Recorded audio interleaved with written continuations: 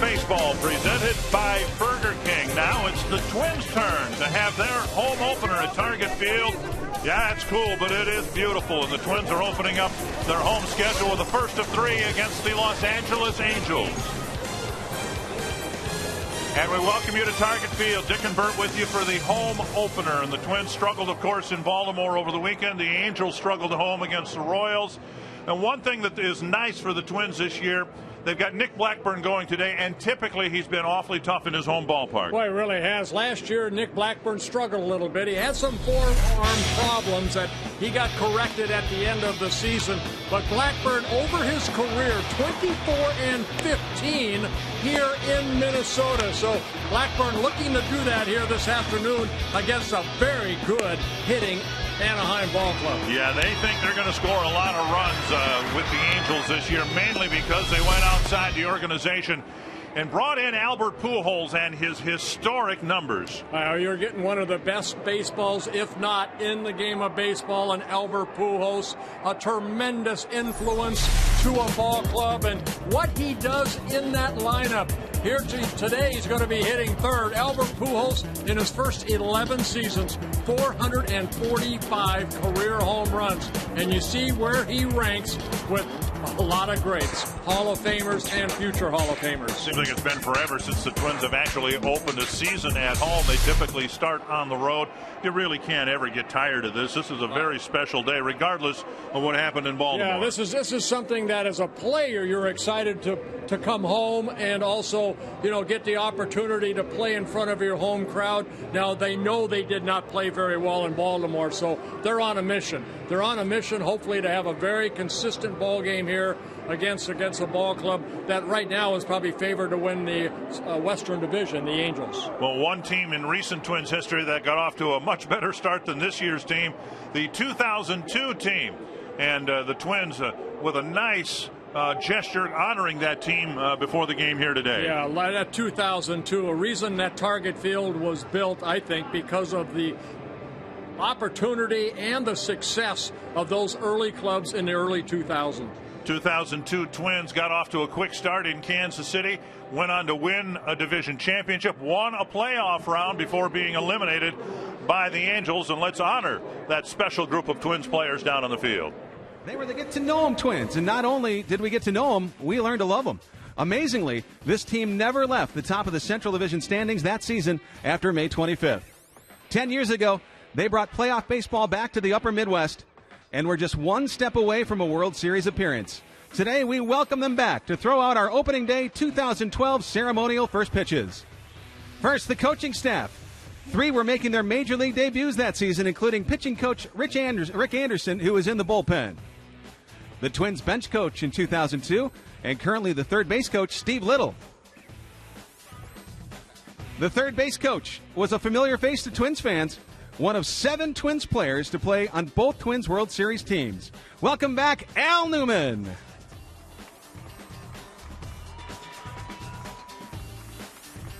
The longest tenured Twin of all time was manning the bullpen, and he's there right now, Rick Stelmasic. The first base coach is still manning that coach's box today, Jerry White. The hitting coach in 2002 is the current bench coach, Scott Alger.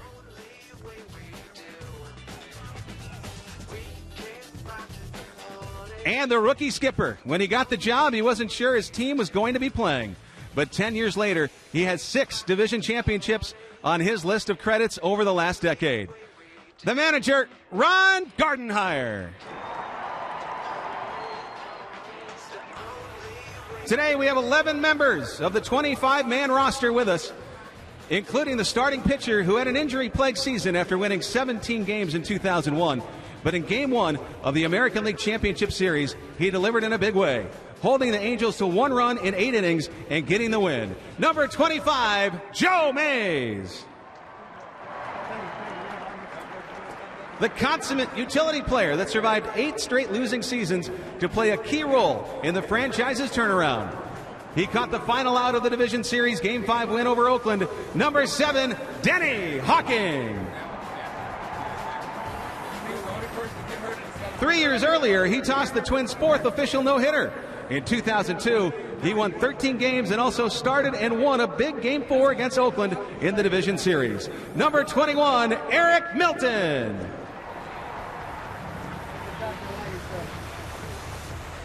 In 2002, he became one of the dominant middle relievers in all of baseball.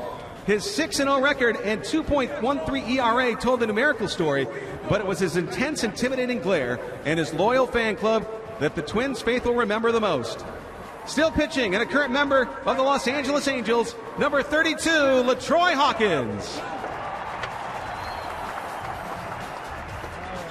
The starting third baseman, he guarded the line like a hockey goalie guards the crease. A mainstay for 5 years at the hot corner and a key player in the Twins' three-peat as Central Division champs. Number 47, Corey Koski.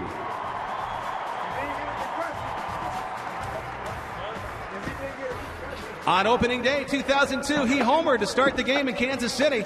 He would belt leadoff homers 11 times that year, 27 round trippers in all. His average was an even 300, and his roamed left field with the best in the game. Please welcome number 11, Jock Jones.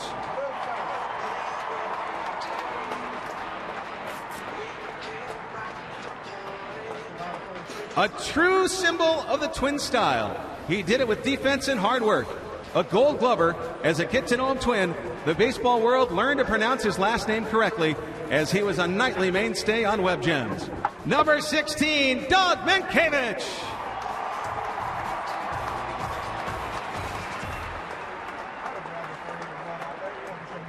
He became a superstar in 2002 because it seemed that he played center field like Superman.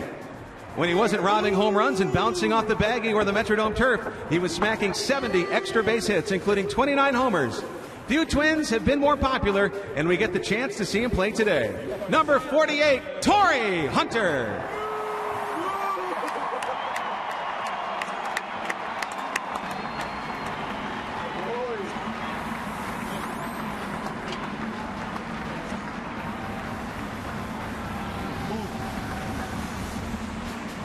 A member of the Twins Hall of Fame, 2002 marked the first time in his career that he did not win double-digit games, but he got some big wins, including the game to stop the Oakland A's 20-game win streak in September. And then he beat the Athletics twice more in the playoffs. Number 22, Brad Radke.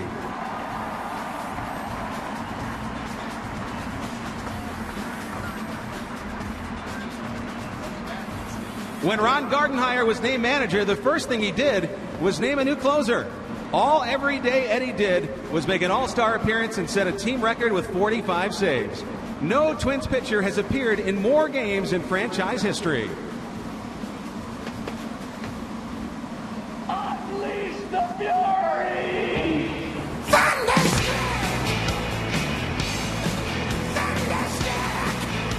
Number 18, Eddie Guardado.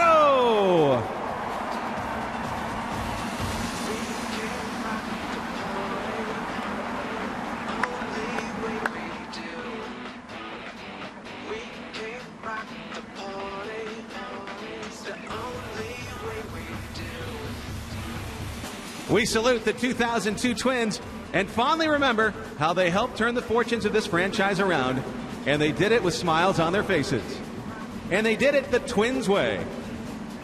We invite the members of the 2002 team to deliver the 2012 opening day ceremonial pitches.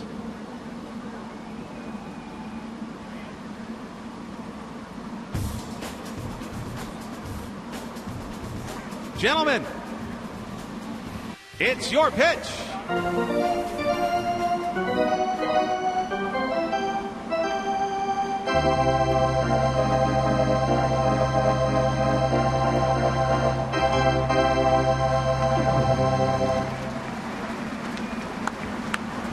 With the possible exception of the 87 Twins, I don't think there was a Twins team that had more diverse in the number of great characters as that team 10 years ago. We'll be back with first pitch of the home opener for the Twins in 2012 in a moment.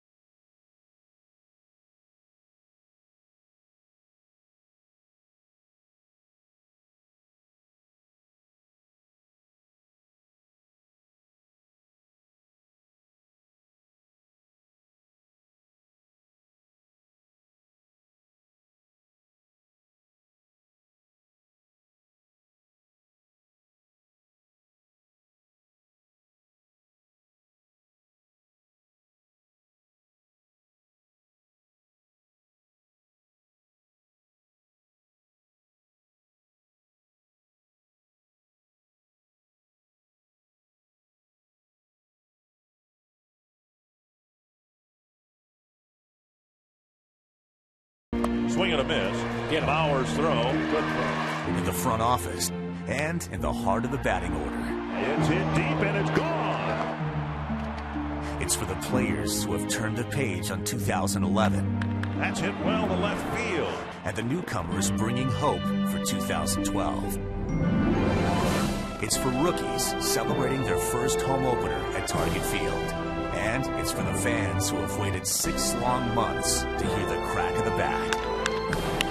It's homecoming in Twins territory, and Albert Pujols is in town for the party. The Twins and the Angels are next on Fox Sports North. And the Twins looking for their first win of the year in their first home game. They are facing an Angels team that over the weekend had a lot of the same problems, Bert, that the Twins had in Baltimore. They struggled to score runs. They struggled in the field. They struggled in the pitching department against the Royals. Yeah, they opened up in Anaheim, and, they won their opening day start in Anaheim, and then the Royals ended up beating the last 2 ball games. But, the Twins here, see Danny Valencia getting loose. A lot of these guys very nervous. I'm telling you, opening day is always very exciting, whether you're at home or on the road. But here in Minnesota, on this beautiful ballpark here at Target Field, these guys want to perform well in front of their home crowd. That was one of the issues last year. There were several, but the Twins did not do a good job playing at home. And so you want to be able to disregard the series in Baltimore and say, hey, we're going to be good at home. Right. We're going to be a much better team in front of our own fans. The teams that win, the 2002 team that's being honored here that threw out the ceremonial first pitches, they were very good at home. In 87, 91, they all were very good at home. Last year, the Twins were 33 and 48 here at home, so they want to improve on that. They always say you win at home, you play 500 on the road, you're going to be in the thick of things in September. So the Twins need to do, among other things, reestablish some home field advantage. Well, you see both managers right there. Mike Scioscia in his 13th season as skipper of the Angels, and Ron Gardenhire in his 10th season, the longest tenured managers in the American League. And there are your 2012 Minnesota Twins.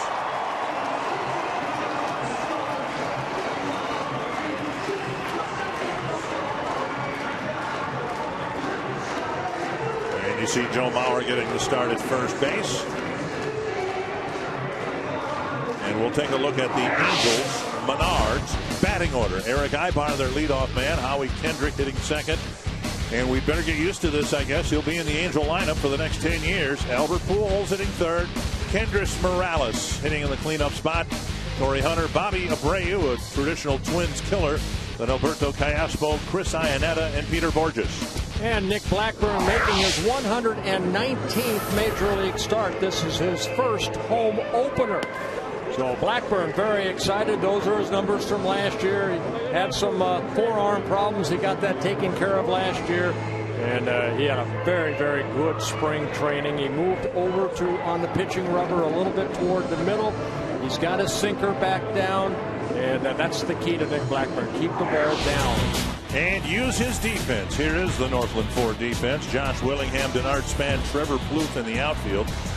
The infield, Valencia back at third. Jamie Carroll, Casilla up the middle. Joe Mauer at first, and Ryan Doumit behind the plate.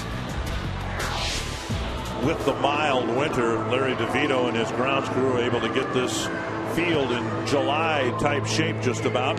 Albert Pujols actually played in the very first game here at Target Field when he was with the Cardinals. 2-game exhibition series here 2 years ago.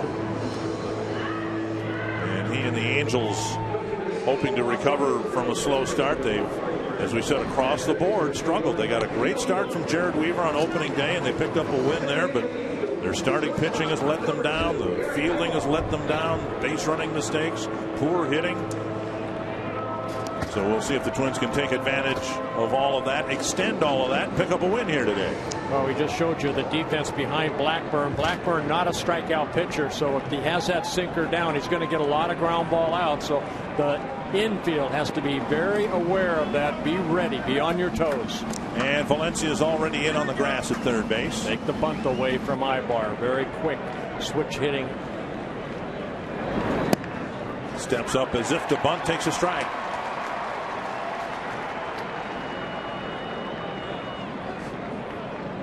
We've made note over the years, hitters have made note that this is more of a pitcher's ballpark than it is a hitter's ballpark. And with the thick grass here at Target Field, you'd think it would particularly benefit somebody like Blackburn if he can, as you say, keep the ball down. Outside, 1-1. Well, Blackburn's not going to blow anybody away. He doesn't have that 94-mile-an-hour fastball. He has to work in and out. Both starters here like to pitch inside. They're going inside right there, but misses inside. And that's what you want. Now, you're going to get that plate a little bit bigger if you don't moved inside. If you miss, you miss inside. Alfonso Marquez behind the plate. He's the home plate umpire. And a little bit high, 3-1. And no free passes. Make this guy swing the bat. On our pregame show, we showed you Blackburn when he was healthy enough to pitch 200 innings, was among the league's best in limiting walks, and then the walks with the injury issues have increased. And he threw a strike on the first pitch, and then 4 straight lead to a leadoff walk. Angels in that Kansas City series only attempted 1 stolen base by Peter Borges, and he got thrown out. So it's a ball club that can also run. Ibar 30 stolen bases. Be careful of him. See, 47 degrees to me. I grew up in Minnesota. That's not cold. It's cool. Refreshingly cool. Here is Howie Kendrick.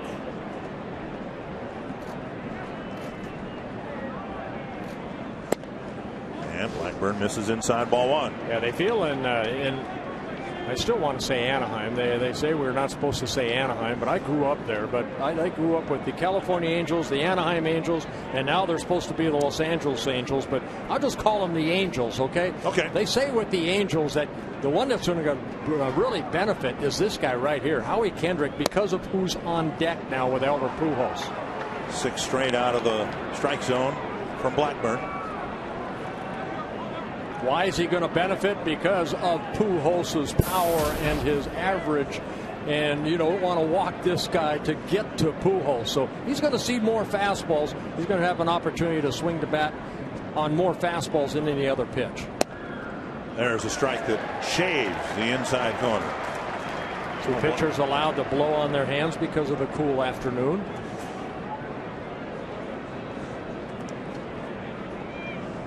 Blackburn, despite his struggles last year, got 14 ground ball double plays. He'd like to get one here.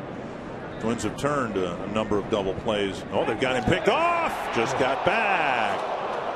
Ibar was on his way. You get a 2-1 count. It's a nice hit and run count, and I think that's what the Angels were up to. Yeah, again, Ibar had 30 stolen bases last year in 36 attempts, and the throw, if it was over on the infield side a little bit, might have been able to get him, but a little bit on the infield side.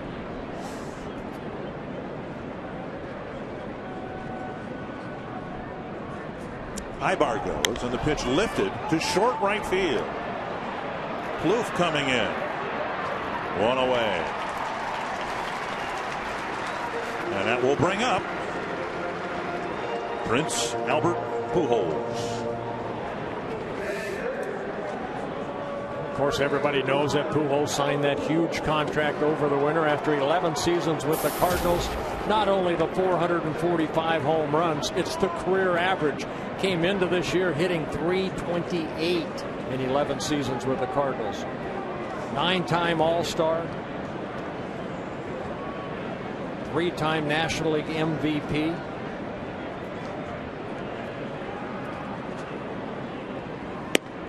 And strike 1 over the inside corner.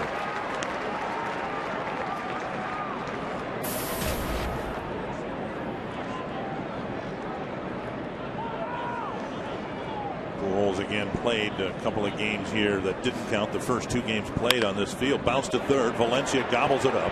Out at second. Casilla can't get his footing to perhaps complete the double play, but the Twins do get the lead runner. Yeah, might not have been able to get a good grip on that baseball too.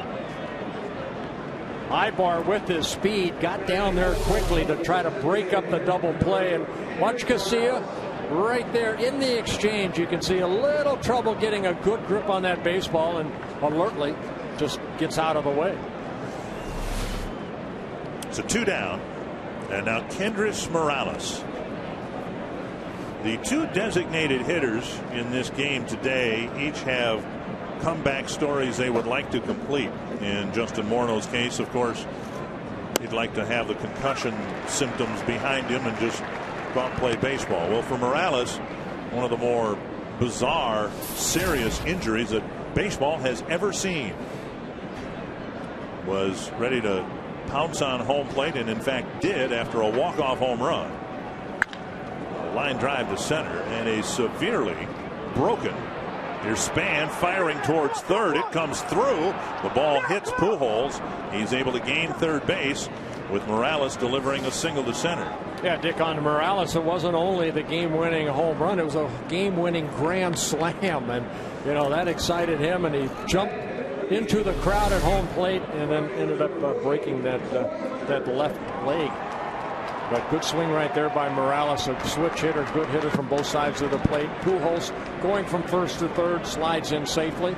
Well, it's one thing the Angels have done so well in Mike Scioscia's tenure, the first to third base running, and even Pujols, who isn't known for his speed, comes over and alertly gets the extra base. And now Hunter takes a strike on the inside corner.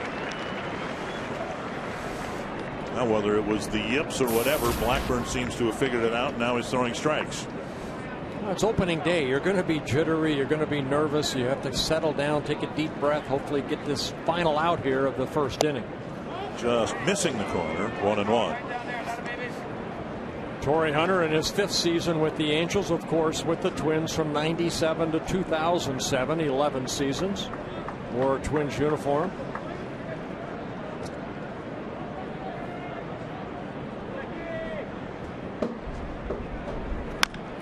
And a little dribbler toward the Angel dugout. 1-2.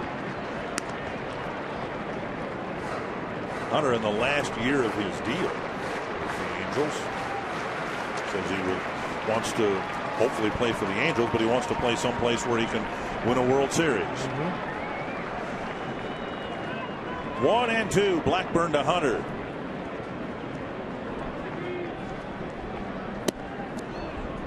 And now 2-2. Good hard slider down and away from Blackburn. Basically a 2-pitch pitcher, more or less. Pretty good changeup, but he relies on that sinking fastball both sides of the plate. And that's what he's done so far in the first inning. Worked both sides of the plate. The hard slider also mixes in a slow curveball. For the hole and through, and the Angels will score first. So Hunter grounds a single to left. The leadoff walk eventually hurts Blackburn, and the Twins' inability to get that double play turned ends up with the Angels getting the game's first. It's also the hustle of Pujols going from first to third on that base hit by Morales that allowed him to basically walk home. Watch this pitch right here. It's down, but Torrey getting the barrel of the bat out quickly finds that hole between third and short. And Pujols scores the first run of the ball game. For Hunter, his 3rd RBI of the year. Here is Abreu. Abreu, the starting left fielder.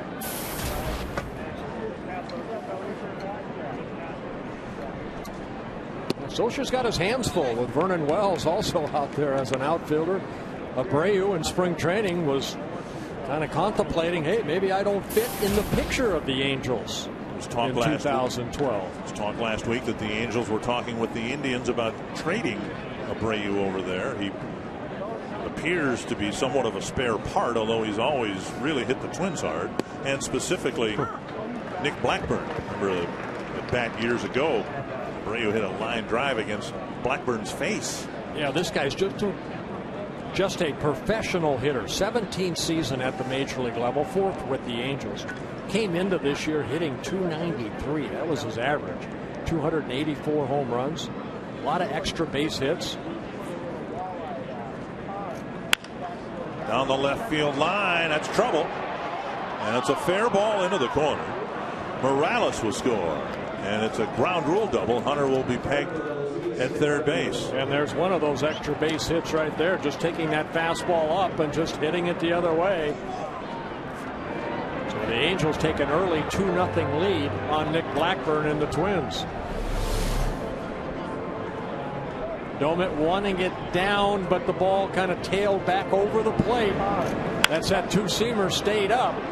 And Abreu, such a good hitter, just went the other way. Now suddenly in this first inning, a very key at bat, Callaspo, who's hit Twins pitching very well, comes up with 2 men in scoring position and 2 runs already in. The Angels really struggled in their series with the Royals yesterday. They were 0 for 13 with men in scoring position, and here in this first inning they get a couple of, in fact 3 straight 2-out hits. Strike on the outside corner. Callaspo, another very good player that maybe will not see as much playing time because of Albert Pujols' presence now. Mark Trumbo, who was at first base, now has moved over to third. And Callaspo, this is just his 4th at bat on the year.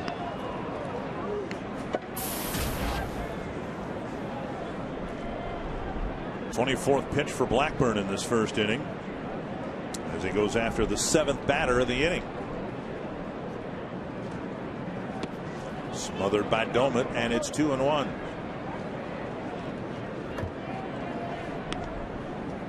You know, the Angels in years past, they did it with Torrey Hunter. They seem to be lying in the weeds very often through free agency and just pounce at the last minute. Remember, Torrey Hunter wasn't supposed to be going to the Angels, but then boom, they appeared and he signed. Same thing kind of happened with Pujols. And Blackburn gloves it and gives up a couple of first inning runs in the Twins' first home game.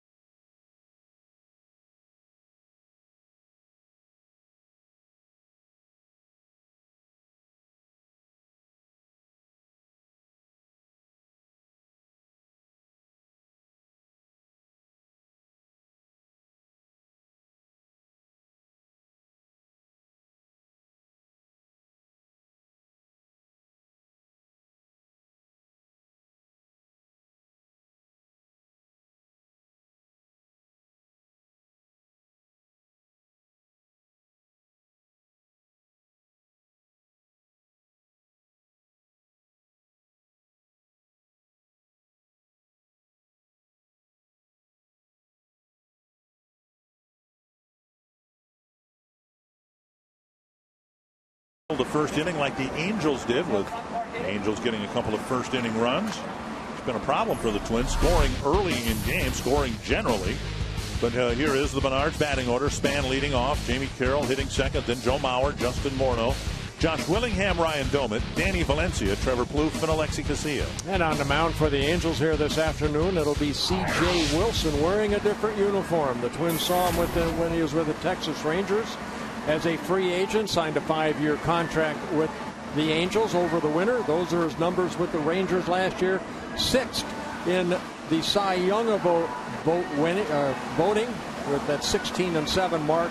Very good, 2.94 earned run average, and that's what any club wants right there. The innings pitched, Dick, 223 innings pitched last year. Northland Ford defense for the Angels. Torrey Hunter's now a right fielder. Peter Borges has taken over in center. Bobby Abreu getting left. Callaspo, Ibar, Kendrick, and Pujols around the infield. Chris Iannetta behind the plate. The Twins to this point through 3 games have not scored a run before the 8th inning. And conversely, they've given up a lot of early runs. 3 games so far this year where the opponent scored in the first inning, and then when they didn't score in the first, they scored in the second. Well, one thing the Twins have had is pretty good success against C.J. Wilson as a starter. This is his 6th career start against the Twins. He's 2-2, but an ERA at 6.67 against the Twins as a starter. And this is his third season as a starter. When we saw him with Texas early on, they used him kind of out of the bullpen, and then he was a closer for a while with the Rangers. And he delivers a fastball down the middle, strike one. Wilson has all 4 pitches, a fastball in the low 90s. He'll mix in a curveball, hard slider, and a changeup. Oh! And a pitcher, like I mentioned before, they like to pitch inside with that running fastball. Blackburn does the same thing. 1-1. Well, with the Rangers, he was a front of the rotation guy. With the Angels, they are so deep in their starting pitching. He's making his Angel debut here in their 4th game of the year. Breaking ball over for strike 2. There's that hard slider. Kind of a homecoming for C.J. Wilson, too. He was born and raised in Southern California, in Newport Beach, California. So he's kind of playing in his backyard, more or less. 7 seasons with the Rangers. Ground ball right side. Kendrick has an easy play, 1 away. That'll bring up Jamie Carroll. Carroll's handled things well in the field. He's made some great plays, and the routine plays. He still does not, however, have a hit for his new team. Yeah, Carroll hit. I mean, he's going to hit. He had 290 last year for the Dodgers, a career 278 hitter. See him 0 for 11 so far. He has driven in a run.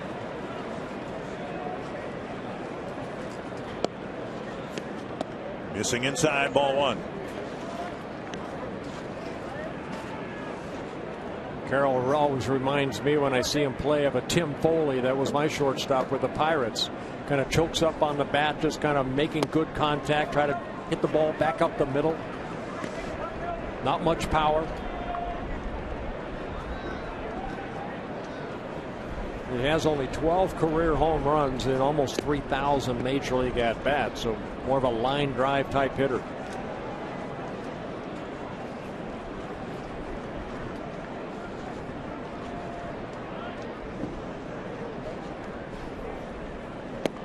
Missing inside, caught awkwardly by Iannetta, and it's 3-0. 2 years ago with the Rangers as a starter, Wilson led the league with 93 walks in 204 innings. 74 walks last year. And there's a strike, 3-1.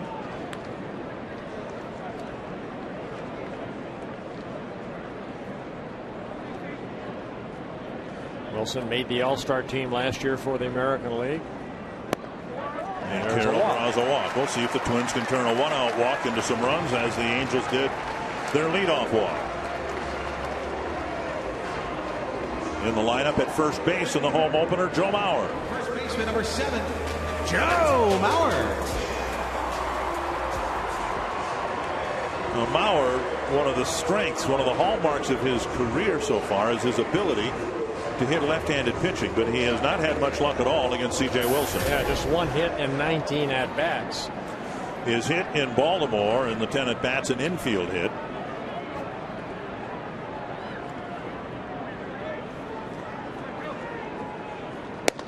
And he takes a fastball, strike 1.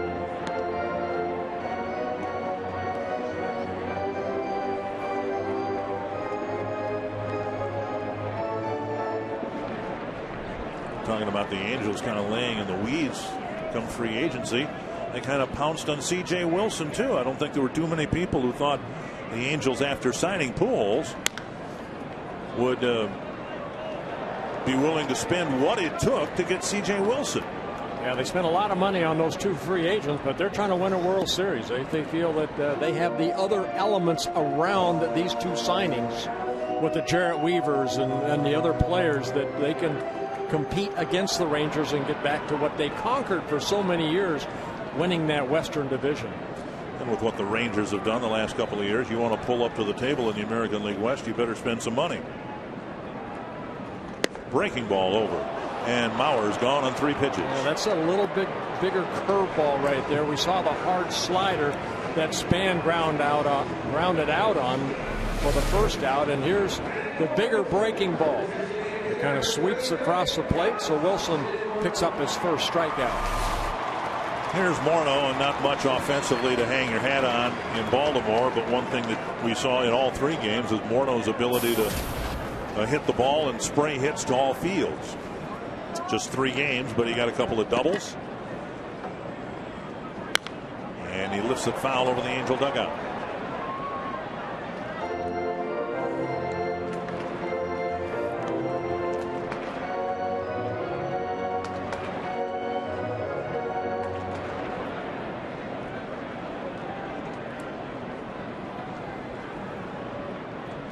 Carroll at first with 2 away. Twins behind early again here, 2-0. And 2 strikes to Morneau. Morneau just 2 for 12 against Wilson.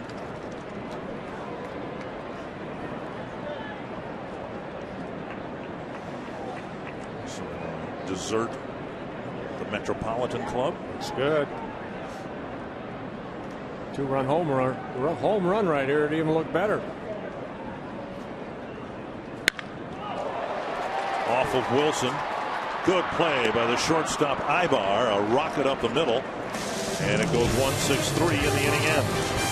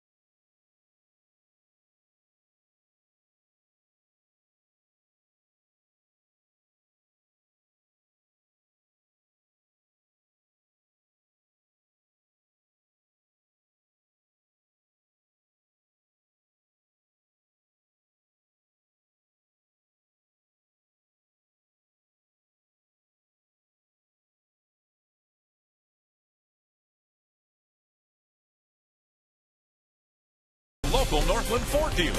Visit your local Northland Ford dealer or go to northlandford.com.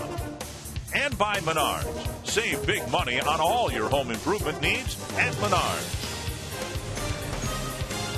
2 runs for the Angels in the first inning. We get ready to go to the second inning. And Chris Iannetta will lead things off. Peter Borges will follow, and then Eric Ibar. Iannetta, a newcomer to the Angel organization, coming over from the Colorado Rockies.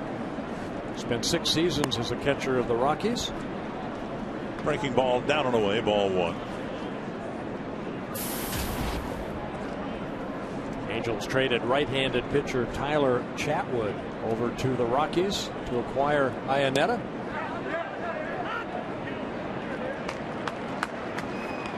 One and one. Iannetta, 29 years old. Last year hit .238 for the Rockies in 112 games.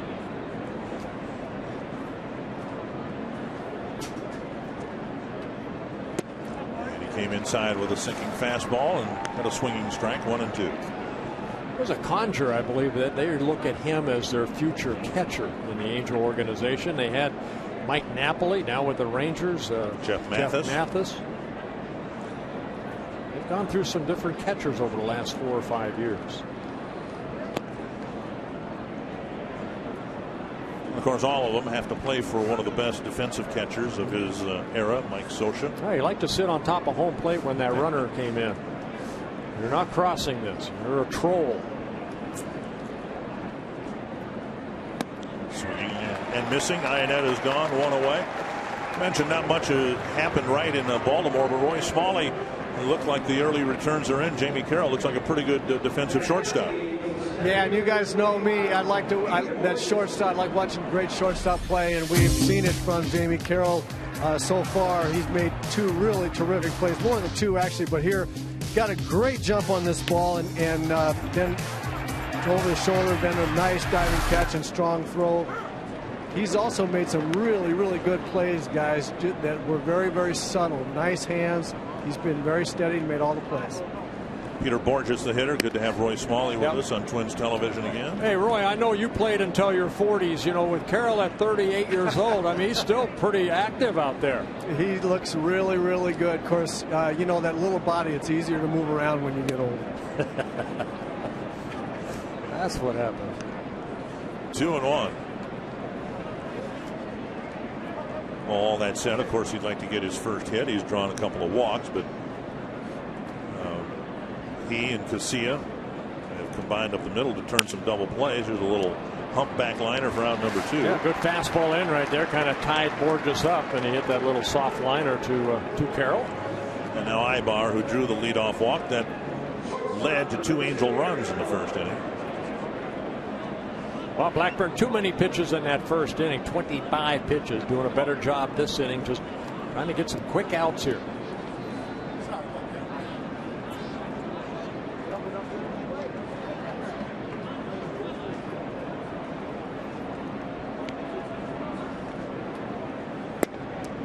Breaking ball down and in, ball 1. Throughout spring training, Ron Gardenhire, Rick Anderson, conscious of making sure Doman had a chance to catch all the starting pitchers and as many of the relievers as they could. 2-0. Well, right now you see Doman sitting away and the ball's left out over the plate. Blackburn just doesn't have the control yet of that 2-seamer down and away. That's what he was trying to throw right there. The ball left out over the plate. But Doman will continue to try to work outer half, get that ball down right there, get a ground ball. Backhanded by Casilla. 12-pitch inning, a 1-2-3 second for Nick Blackburn.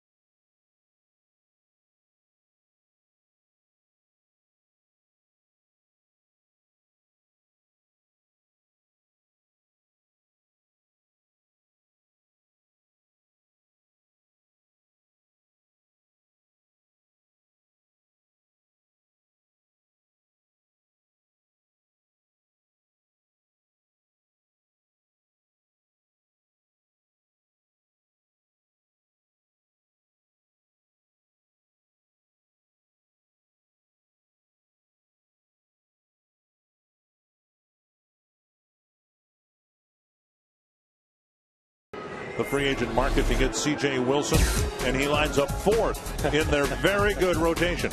Oh, you see all the innings pitched. Jarrett Weaver, Dan Herron. Weaver we'll see here on Wednesday night. Dan Herron on Thursday.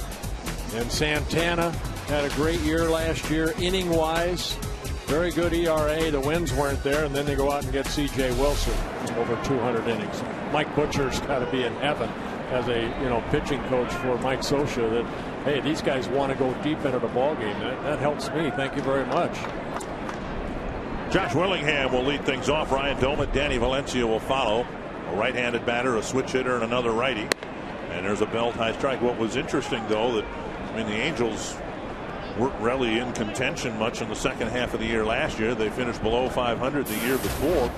Last year they had a terrible bullpen, but yet they invested even more heavily in their rotation, which was very good last year anyway. If you get a starter like Wilson, you don't have to worry about the 6th and 7th inning. Now you have the 8th and 9th inning to concentrate on because of that starting staff that likes to go deep into games. 1-1 to Willingham and a foul fly. They went out into free agency and brought in LaTroy Hawkins, but that wouldn't be under the heading of a major acquisition. Bobby Walden, their closer last year, they figure he'll have learned from last year's experience and be better this year. Jason Isernhausen that made the club out of spring training, a right-handed reliever. A lot of saves in his career. Willingham strikes out to start the second. Wilson picking up his second strikeout. Well, Robbie Inzmakowski is happy to be back home because he's around all his favorite foods again. And I get them all for free. One of the perks of the job, Dick and Bert. With me, I have the Valentini's Mega Stuffed Meatball with cheese. It is a 10-ounce meatball. This thing is gigantic. Valentini's own with their typical marinara sauce. Sold at every Frankie V's location on the concourse. I got this at section 122 down the left field line. And we'll be showing you all the new foods at Target Field throughout the season, throughout the week. And if you saw Marty Gellner's feature before the game, she had an eye on all these free foods here, Dick and Bert. So you guys enjoy calling the game. I'll enjoy my first Frankie V's stuffed meatball. The most important thing is between the lines how the Twins do. You want to win. Right. I'll tell you what, this ballpark, over the winter, the Twins just keep adding more food venues, and kind of love coming here to Target Field. Well, we should clarify the fact that while Robbie might get his food free, they're not handing out free stuffed meatballs here at Target Field for the general public. No, they are not. 3-1 to Doman. Well, it would be nice if Robbie were to bring some of that up here once in a while. Yeah. You know what, though? I think we're pretty well fed up here, too, aren't we? Yeah, Peter Spike does a good job making sure that we get fed.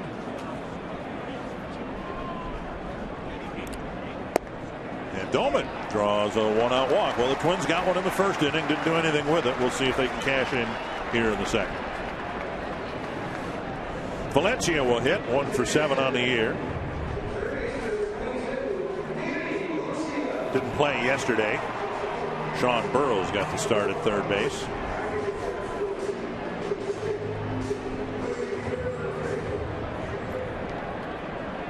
Twins have hit just one home run this year. That came from Willingham on opening day in Baltimore.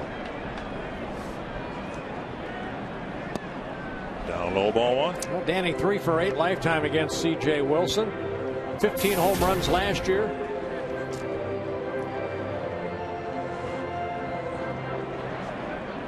Wilson making his 74th major league start. 326 major league appearance. There's a strike, 1-1. He's always had that kind of a label of a rubber arm. He was in as a closer. He did a great job. He wanted to start a couple years ago. The Rangers finally put him in that rotation. He won 15 ball games last year. He won 16. And you wonder whether the success he had as a starter had anything to do with what the Rangers are doing this year with Pedro Feliz. They're taking him out of the closer's role. And Daniel Bard for the Red Sox, a late inning reliever. He's being converted to a starter. Yeah, sometimes we talk so much about a starter becoming a reliever because they can't get deep into the ball games. LaTroy Hawkins was one that we brought up his name. Good 5 innings, and then he'd get hurt later on. But Wilson, the opposite. Kind of that rubber arm that, hey, I can throw and throw and throw. And that's why the Angels really liked him to go out and sign him to a 5-year deal. 204 innings 2 years ago. Again, 223 last year. 2-2 to Valencia.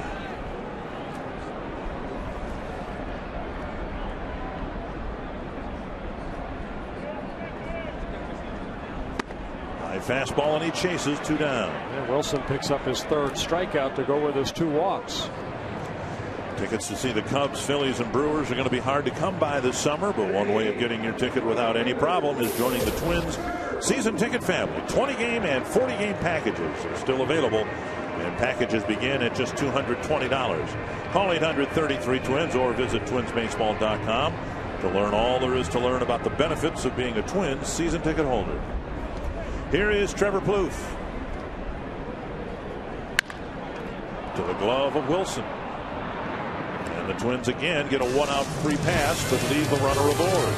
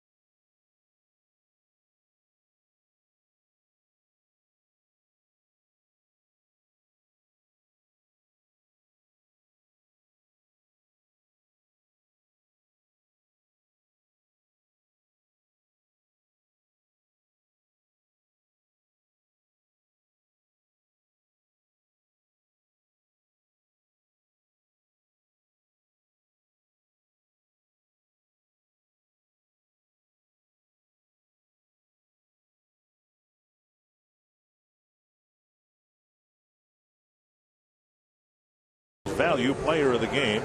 Text the word value followed by a space and the player's name to short code 234-234. Joe Mauer leading the balloting. Blackburn got off to a sluggish start here today, issuing a leadoff walk.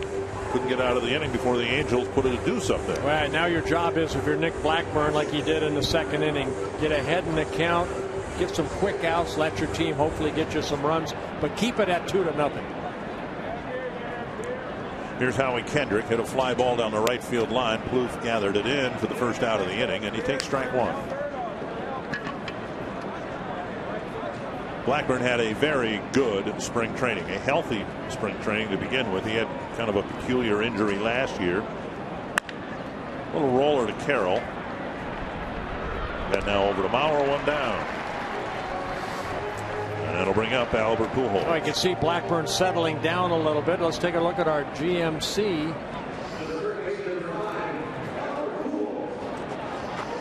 How do you get this guy out?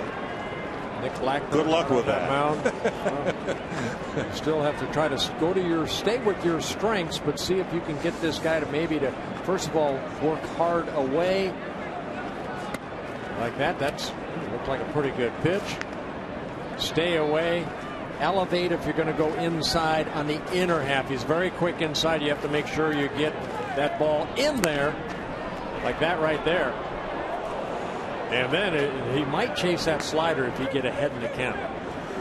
Oh, he hammered a hard two-hopper to Valencia. It looked like it might be an inning-ending double play in the first inning, but the Twins couldn't quite turn. It looked like Casilla didn't get a real good grip on the ball. And then before you knew it, or before Blackburn could do anything about it, the Angels added 3 2-out hits and ended up scoring a couple of runs. Yeah, Dick, if you're a pitcher out there and you face a guy like Pujols, like a Rod Carew or a George Brett, you know there's that pitch that kind of like a little cutter caught the inner half of the plate. You know they're going to get their hits. You hope that you keep it in the ballpark, especially a guy like this. They're such good hitters. There's a good fastball inside. Now, Blackburn, do you go with that hard slider away? See what they decide on. And Pujols fouls it to the screen. You have to show a guy like Pujols, the big, strong guys, that you're not afraid to come inside, or they'll have a tendency to drop their shoulder and just lean into it. and hit it even the other way. He's got power to all fields. Another one to Valencia, an easier two-hopper. 2 down. And you hope he misses pitches like that and grounds out the third. Saturday is UFC Fight Night on Fuel TV Live. Catch 5 hours of coverage featuring the main event, Gustafsson against Silva. That's what Carlos Silva's doing now. Saturday beginning at 1 p.m. Central. 2 down, and here's Kendrys Morales. Just a serious ankle injury, and there was hope Morales would be able to come back last year, but he had problems running the bases and doing elementary things that baseball players do. He's had an early test in Saturday's game against the Royals. He went 4 for 4 and was on the bases, and reported for duty on Sunday with him being no worse for the wear. Yeah, Morales, 28 years old, defected from Cuba back in 2004, later signed by the Angels. Good fastball there, middle in. Did not play at all last year at the major league level. Played 51 games in 2010. 2-1. 3-1. And Hunter on deck. At least this year, and perhaps for the next several years, Morales isn't expected to play in the field. He might very well be their full-time designated hitter. Bounce to the right side. Mauer waits for the second hop. Good inning. Second good inning in a row. Blackburn's kept the ball in the infield and has faced with 6 men.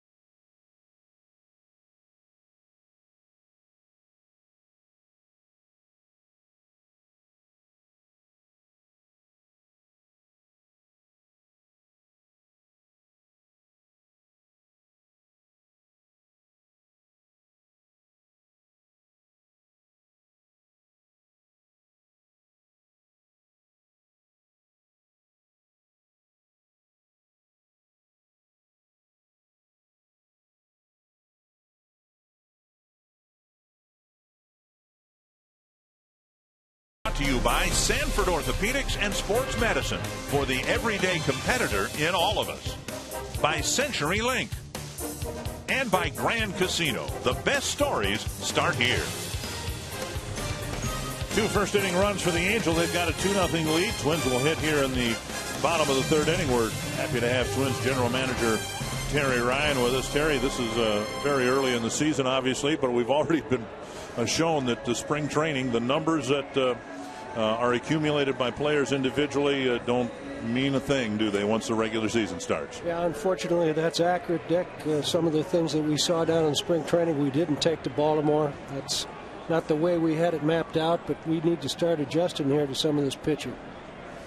What's the biggest key? You know, everybody says, well, Mauer, Morneau, but remember, they didn't have a lot of at-bats last year. It's going to take them time to get their timing. Willingham was brought in. You know, he's already shown some power with the home run on opening night in Baltimore. But to me, the key is guys like Casilla and Carroll and Span to get on base to make things happen. Yeah, it's going to be a little difficult for those guys to accumulate any RBIs unless we get some of these guys that are the table setters on. We haven't done that yet, and certainly it's been a struggle for us to put at bats together. Any reason why? What, from what you saw in Baltimore and so far here today? Well, I'm going to give some credit to Arrieta. Friday night, he overmatched us. We just couldn't do anything with him. And the guy yesterday was no slouch in his own right, and he's not a guy we know a lot about, Hamill. And he's running it up there at 94-5, and he got his breaking ball over behind the count. I don't want to give too much credit. We didn't swing at enough strikes out in Baltimore. I know that. Well, sometimes you do just run into good pitching. Tommy Hunter got away with some pitches in the second game, but Hamill, like you mentioned, he took a no-hitter into the 8th inning, and he was hitting his spots. He had that great downward plane. Yeah, it's amazing that he only won 7 games last year for the Rockies, and his numbers really they don't equate to what we saw on Sunday. 1-1 to Denard Span. Casilla out on a little roller to the second baseman. Span hit a ground ball to Howie Kendrick his first time up. Any update on Scott Baker? Or I know that Marquis had a very good outing. He's got one more down in Double-A. Yeah, that's correct. Marquis pitched Thursday for New Britain again, and they play up in New Hampshire. So I would think that after he gets done with that game, if he doesn't have a setback or so, we'll probably make room for him. And Baker, I'm trying to get him in to see Dr. Olchek as we speak here. We've got a couple appointments for him. I want to make sure he get up there sooner rather than later. What about Liam Hendricks? Is he back in Minnesota now? He's going to land in about an hour, Dick. I suspect he might be a pound or two lighter, but he's in the air right now. I hope he's having a comfortable flight. Hope he got some good food on the flight. Yeah, I don't think he got good food in Baltimore. That's why he was laid up. But I did talk to him this morning. He sounded pretty good. Any idea as to what his timetable is in terms of making a start or ramping things up and at least being more active? We're going to get him in that clubhouse this afternoon about 4:30 or 5 and let the doctors take a look at him and see how he feels.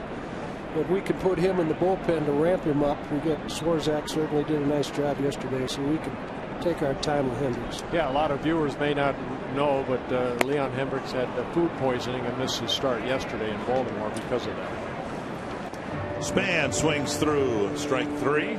Take a look at our Sanford Health injury report. Liam Hendricks was all ready to go after a phenomenal spring and moved himself into the starting rotation, and then in Baltimore on Friday night came down with food poisoning.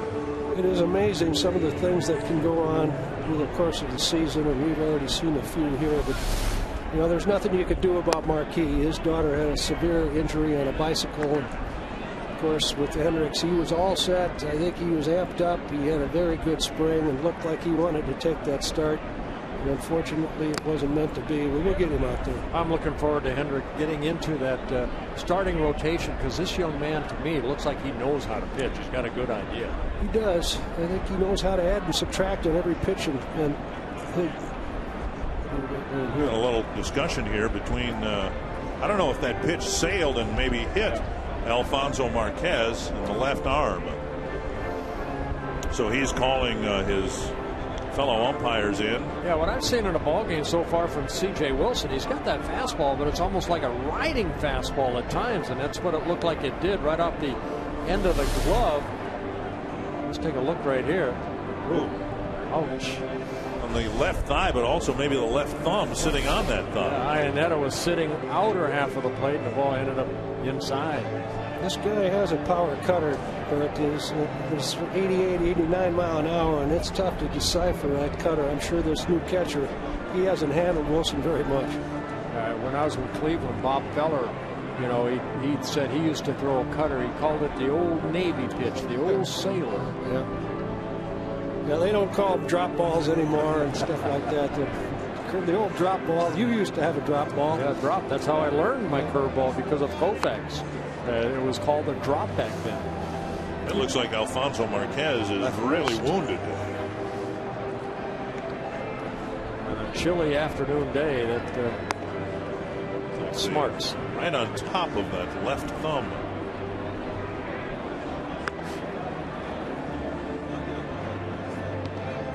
Dave Prumer, the assistant trainer, said, "Can you move it? If not, I'll move it for you."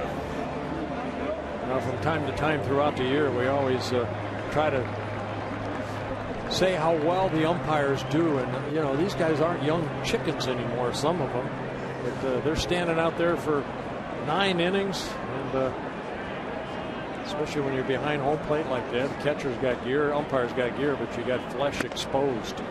3-0 to Carroll. Mauer waiting on deck. Twins hoping to put together something here with 2 outs in the 3rd. Behind Mauer, of course, Morneau.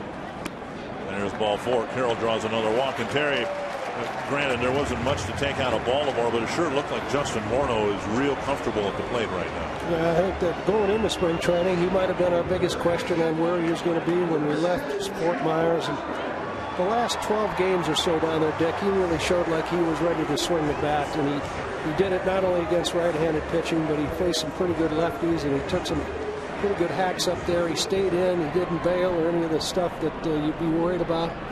And in Baltimore, he did have a pretty good couple at bats. He's the only player who's hit the ball hard against Wilson here today. Mauer takes a strike at the knees. Mauer called out on strikes. In fact, he was retired on 3 pitches his first time up. Yeah, I'm going to go in defense of Mauer and Morneau. Again, these guys haven't had a lot of at-bats. Yeah, you can have at-bats in a B game or whatever, but it's not like Major League game. And when you're dealing with injuries like they did last year, it's going to take time for them to find that right contact and their right swing. Yeah, we don't need to make excuses for these guys, but you're correct about that, Bertie. It isn't the same when you send them across the street for a B game against a Double-A pitcher. It's just when you see C.J. Wilson out there, that's a left-hander that can run it up near 94 and 5. He can cut the ball. He throws a breaking ball, true breaking ball. This is when they're going to start getting their at-bats that are meaningful, and hopefully they can gear up sooner rather than later. Right. Mauer taps it foul, 1 and 2. Terry, in mid-March, there seemed to be a change of course specifically regarding first base, pulling Morneau off of first, and I guess that necessarily means Mauer would see more time over there, and now today he makes his 2nd start in a row there. That's not what we had in mind, really, because we went into spring training thinking Morneau could handle first base on an everyday basis, and it was evident that he wasn't quite ready, so we made him the DH, and now, of course, Domit's back there who can handle the catching responsibilities. And as a right-handed hitter, where Parmalee is a left-handed hitter against a tough left-handed pitcher in Wilson. And that's why Plouffe's playing right. You don't want to put Rivera out there. You got to protect those guys some. And I think facing a guy like Wilson, this is the ideal day for Guardado to get a couple of those right-handed bats in the lineup.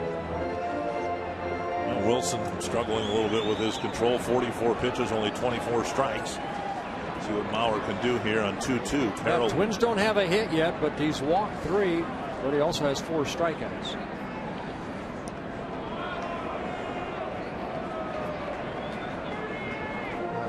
Throw over to first base. Carroll last year stole 10 stolen bases in 10 attempts. So sneaky. He's sneaky. Don't pay attention to him, he'll take off. He's a surprisingly good runner for a guy that's 38 years old. Ooh, Mauer, who was called out on a breaking pitch in the first inning, saw that one just miss the outside corner. Yeah, Wilson took a couple steps toward the dugout. He thought it was strike 3, but a little bit outside. Pujols will play behind the runner. Carroll will take off early on this 2-out 3-2 pitch.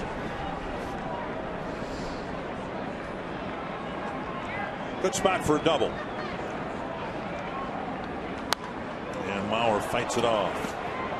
I mentioned Mauer with the first inning strikeout is just 1 for 20 in his career against C.J. Wilson.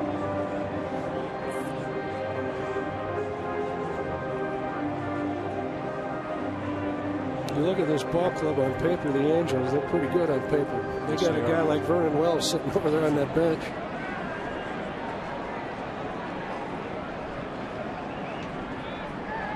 And Pujols tried to sneak behind Carroll. How about Mark Trumbo? A lot of people think he should have won the Rookie of the Year last year instead of Jeremy Hellickson, and he can't break the starting lineup right now. Yeah, they got a good club. It'll be interesting to see that battle over the American League West. Mauer in the box, and here's the 3-2 pitch, and there's a base hit. Carroll round second, on his way to third. Borges gets it back in, and the Twins get a 2-out hit from Mauer, and now get Morneau to the plate with 2 men aboard. That looked like a fastball up, and Joe fought it off. And on that 3-2 pitch, Carroll just glides into third base. So Twins get their first hit RBI situation for Justin. Mike Butcher to the mound to chat with Wilson. Through spring training, and I checked with you occasionally in Fort Myers, you weren't the least bit concerned about Joe physically or otherwise. You fully expect him to have a good year, right? That was correct, because I'd been around him some in the winter and saw him work and realized what he was doing and putting into. And, I don't think anybody could have worked any harder this winter to get prepared other than Morneau, who also worked hard. But if you know what they did to prepare for spring camp, I think it was fairly evident that they were going to be able to participate. We didn't have any problems down in Fort Myers, and a lot of it was because of the way they came. Well, here's Morneau. Mauer representing the tying run at first with 2 away. The Angels built their 2-0 lead with 3 straight 2-out hits, and now the Twins get a 2-out walk and single. Checked his swing. Foul tip, strike 1. Morneau, prior to Mauer's hit, the only Twin to have hit the ball hard. He hit a rocket right up the middle. It deflected, I think, off of Wilson's glove over to the shortstop Ibar, who threw him out with a very well hit ball. And that has been a regular occurrence here through 4 games. 2 strikes. I think when we see Justin at his best over the years, he'll shoot the ball the other way. He's got power to all fields. I haven't heard anything about his wrist in the last number of days, so there's nothing wrong with Justin either. He seems to be 100%, and it looks like he's starting to swing the bat the way we're accustomed to. 2 strikes to Morneau. And a nice play by Mauer as he advances on the pitch in the dirt. So alert base running by Mauer. We noticed it yesterday. One of the Oriole runners took off immediately after the pitch appeared headed for the dirt, and that looked to be what Mauer did there. Well, good reaction right there by Mauer. You take a couple steps off in case that happens. You take off. Watch Joe right there. Sees it's in the dirt. Off the chest protector. Ionetta's throw is low, but good reaction right there by Joe Mauer. Something that Paul Molitor works a lot in spring training on not only the major league club, but also the minor league club. Take that extra base if you got a chance. I see him smiling right down here in front of us. Base hit might tie the game. 1-2 to Morneau. And he wastes a tough breaking pitch. Keep the at bat alive. Really, you could go back to the first inning for the Angels, and the whole inning opened up because of Pujols' ability to get from first to third on the base hit to center field. And the base hit to left scored 1 run. And it's, as I'm sure you're reminding your coaching staff all the time too, one of the forgotten parts of the game, it seems like, base running. We spent a lot of time in Fort Myers this spring on base running, and Paul Molitor and Jerry White are the guys that instruct that. It is amazing how big a piece it is to the overall game. Morneau and Wilson grinding out this at bat. Another 1-2 pitch. A little dribbler, and Wilson spins and fires to end the inning. The Twins threaten with 2 out, get a walk and a single, but leave 2 men aboard. Our thanks to Twins general manager Terry Ryan.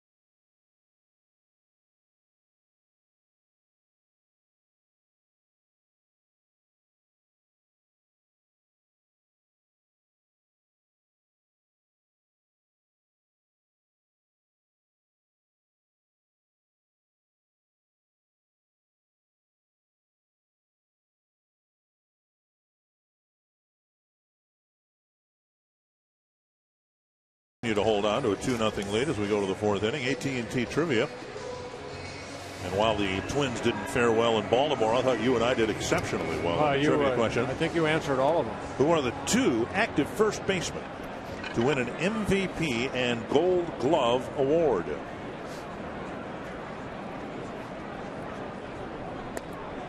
That's an interesting question. Albert Pujols is one of them. That's all we need, isn't it? Yeah, again, for fans who might not be aware, if we get any part of a multi-part question or answer, we consider it a correct answer. It'd be nice if schools and teachers graded that way, but those are our rules up here. We made them up, and we're going to follow them. 1-1 to Hunter. 1-2 to Hunter. You know, there are some great first basemen now in the American League. The guy here for the Angels, Pujols, Prince Fielder, now playing first base for the Tigers. Mark Teixeira for the Yankees. Eric Hosmer for the Kansas City Royals is destined for stardom, it sure looks like.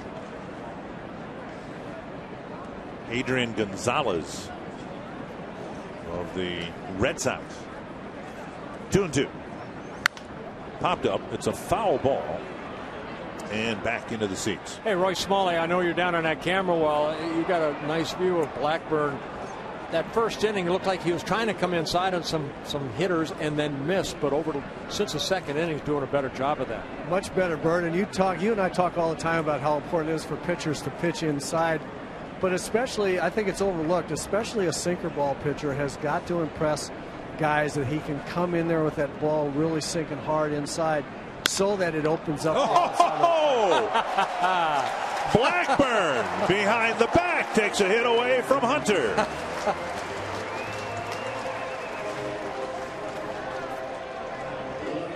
Of course, it's always important to be able to field from any side of your body. Well, the pitcher is the best athlete. You know that, Roy. Well, we know that he's the luckiest athlete in this particular case. Watch Blackburn's follow through and then kind of just puts his glove down and, hey, look what I found.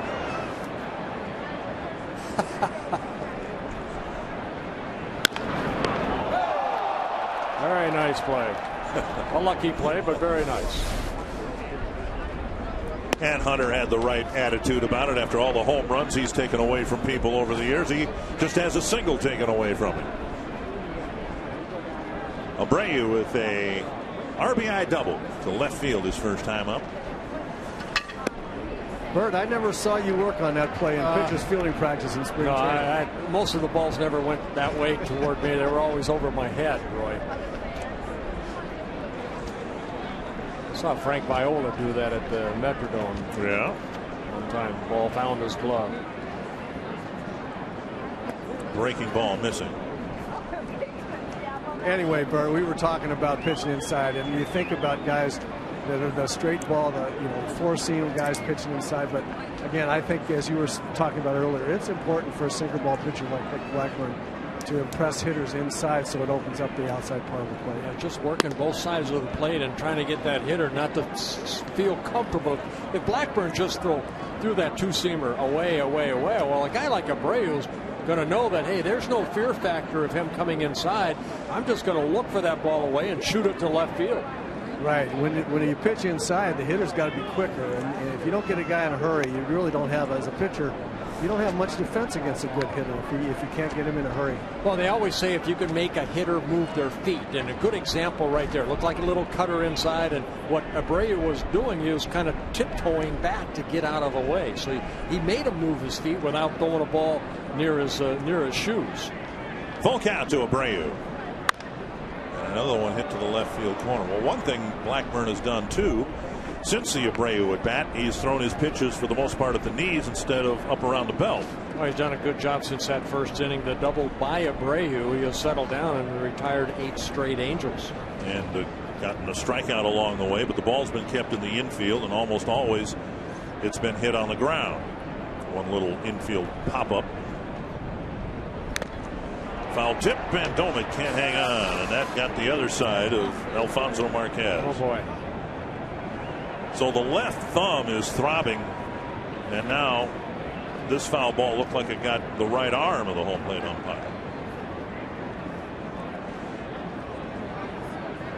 And Doman's going to take his time to put that mask on and get back into that catcher's position. Oh, got him on the right thigh and the right thumb.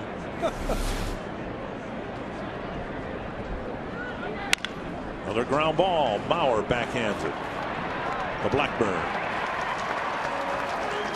So 2 ground ball outs here in the 4th. You can spend an upcoming weekend game in a suite at Target Field.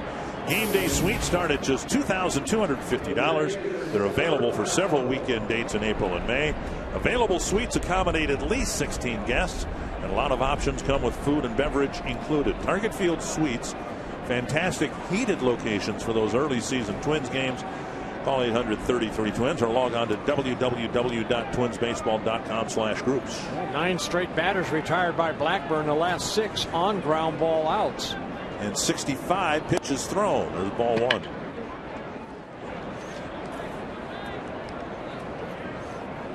Cayaspo acquired from the Royals. The Royals were going younger and dealt Cayaspo. But there's an interesting situation with the acquisition of Pujols and Trumbo, who did such a good job at first base for the Angels last year. The Angels are asking him to play at third base, a position he hasn't played since high school. Yeah, the Angels have made 4 errors on the year. He's made 3 of them, so it's a position that he's still learning. Another ground ball hit weakly to Casilla, and a very good inning for Blackburn. We'll see if the Twins can get something going offensively in the bottom of the 4th.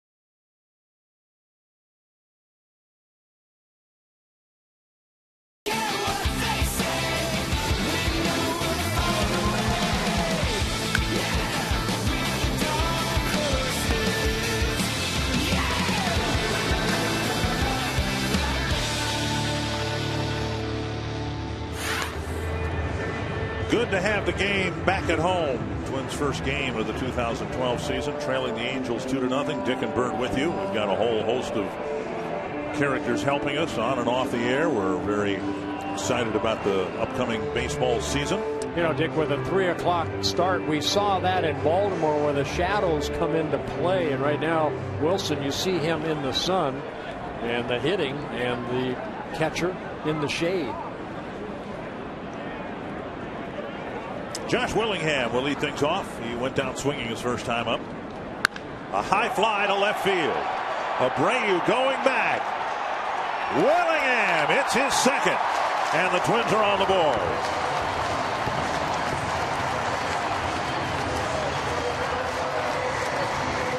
He has driven in 4 of the Twins' 6 runs. Well, Willingham last year, career high 29 home runs for the Oakland A's. And that's one reason the Twins went out and signed Willingham. to that contract, that 3-year contract fastball. And that's what they said. He likes to pull the ball here at Target Field. That's where you have to hit the home runs, about right there, and then toward the line. Here's Doman taking a strike. Good solid swing by Josh Willingham. Great contact. And Doman asks for time. Doman drew a 1-out walk in the second inning. Inside. And it's 1-1. Twins haven't won a game. They haven't had a lead. And they've fallen behind so early in all 4 of their games. We'll see if the Willingham's home run is just the start of a comeback here in the 4th inning. Another number. Wilson guns it over to Pujols, 1 away.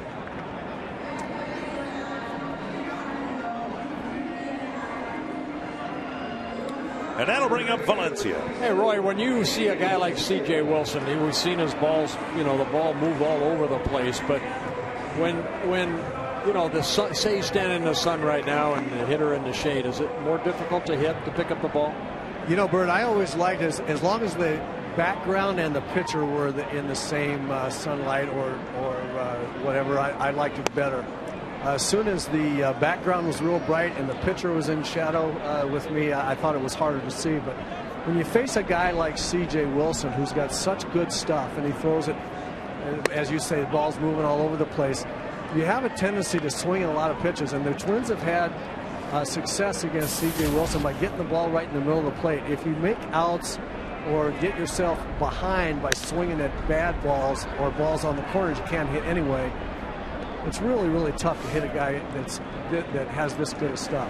Yeah, I mentioned before, Roy, Wilson making his 6th career start against the Twins. Now, as a starter, he's 2-2 with an ERA at almost 7 against the Twins. So they have had patience. He has made some mistakes like he did to Willingham, and the Twins have been able to jump on that over the last 28 and a third innings in those 5 starts. Twins scored 21 earned runs. So patience, look for that one pitch. Exactly right. As I've watched the Twins over the years against C.J. Wilson, that's what they've done. He's got such good stuff that if you get yourself out, like I said, on the pitches on the corner, you got to be willing to take those and just say, I'm going to get something right in the middle of the plate. Because when it's on the corners like that, you can't hit those pitches. He's got too good of stuff to be able to hit those. You've got to get a ball in the middle of the plate, and he will, as you guys have said, he walks guys, he gets behind. Twins have done a good job of that in the past. Yeah, you see that fastball all over the place. So Plouffe right here with the count in his favor has got to look for something. Excuse me, it's 1-2, but got to look for something he can drive right here. Don't want to miss that mistake, right? Exactly right. Now he's just in a battle mode with 2 strikes. That is a foul ball. Well, it sure looked like that second pitch was off the plate, but it was called a strike. Yeah, that's why I thought the count was 2-1.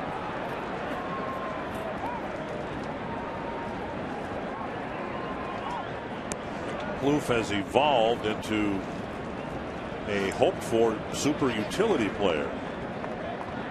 Expect to see him in the middle infield and today in right field. And a bouncer to short. Ibar has it, and now Pujols has it. First pitch of the game hammered over the fence by Josh Willingham, and it's a 2-1 ball game.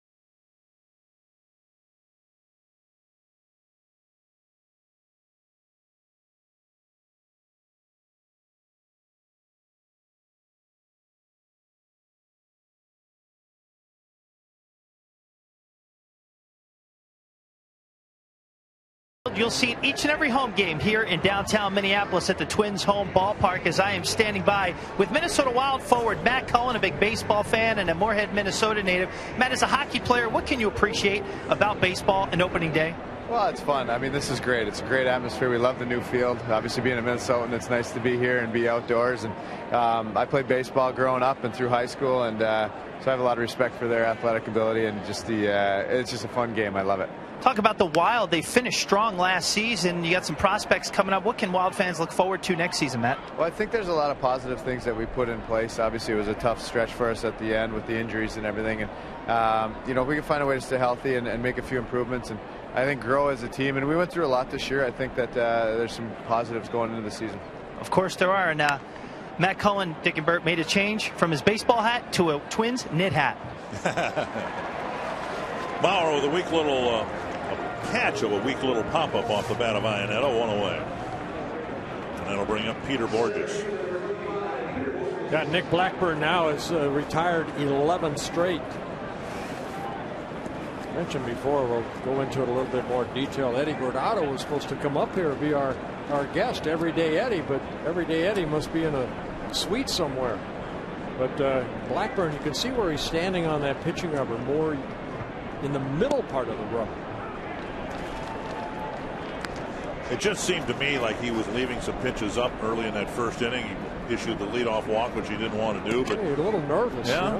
First start of the year. Couple curveballs. One over, one missed.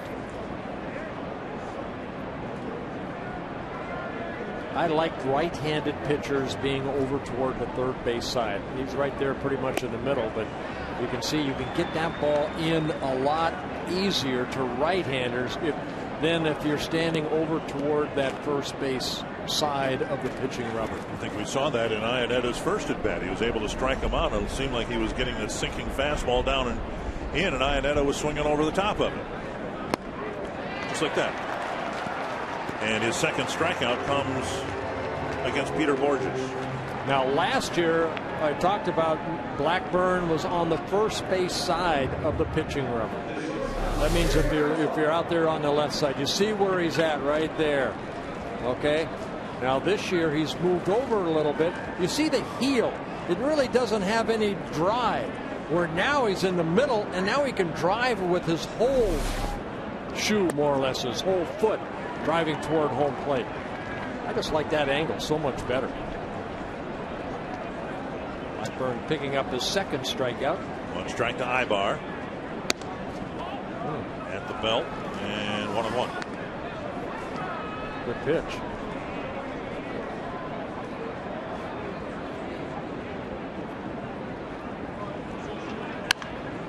And a bouncer to second. Casilla gathers it in. And another good inning for Nick Blackburn. Just 9 pitches. He's got 4 straight 1-2-3 innings.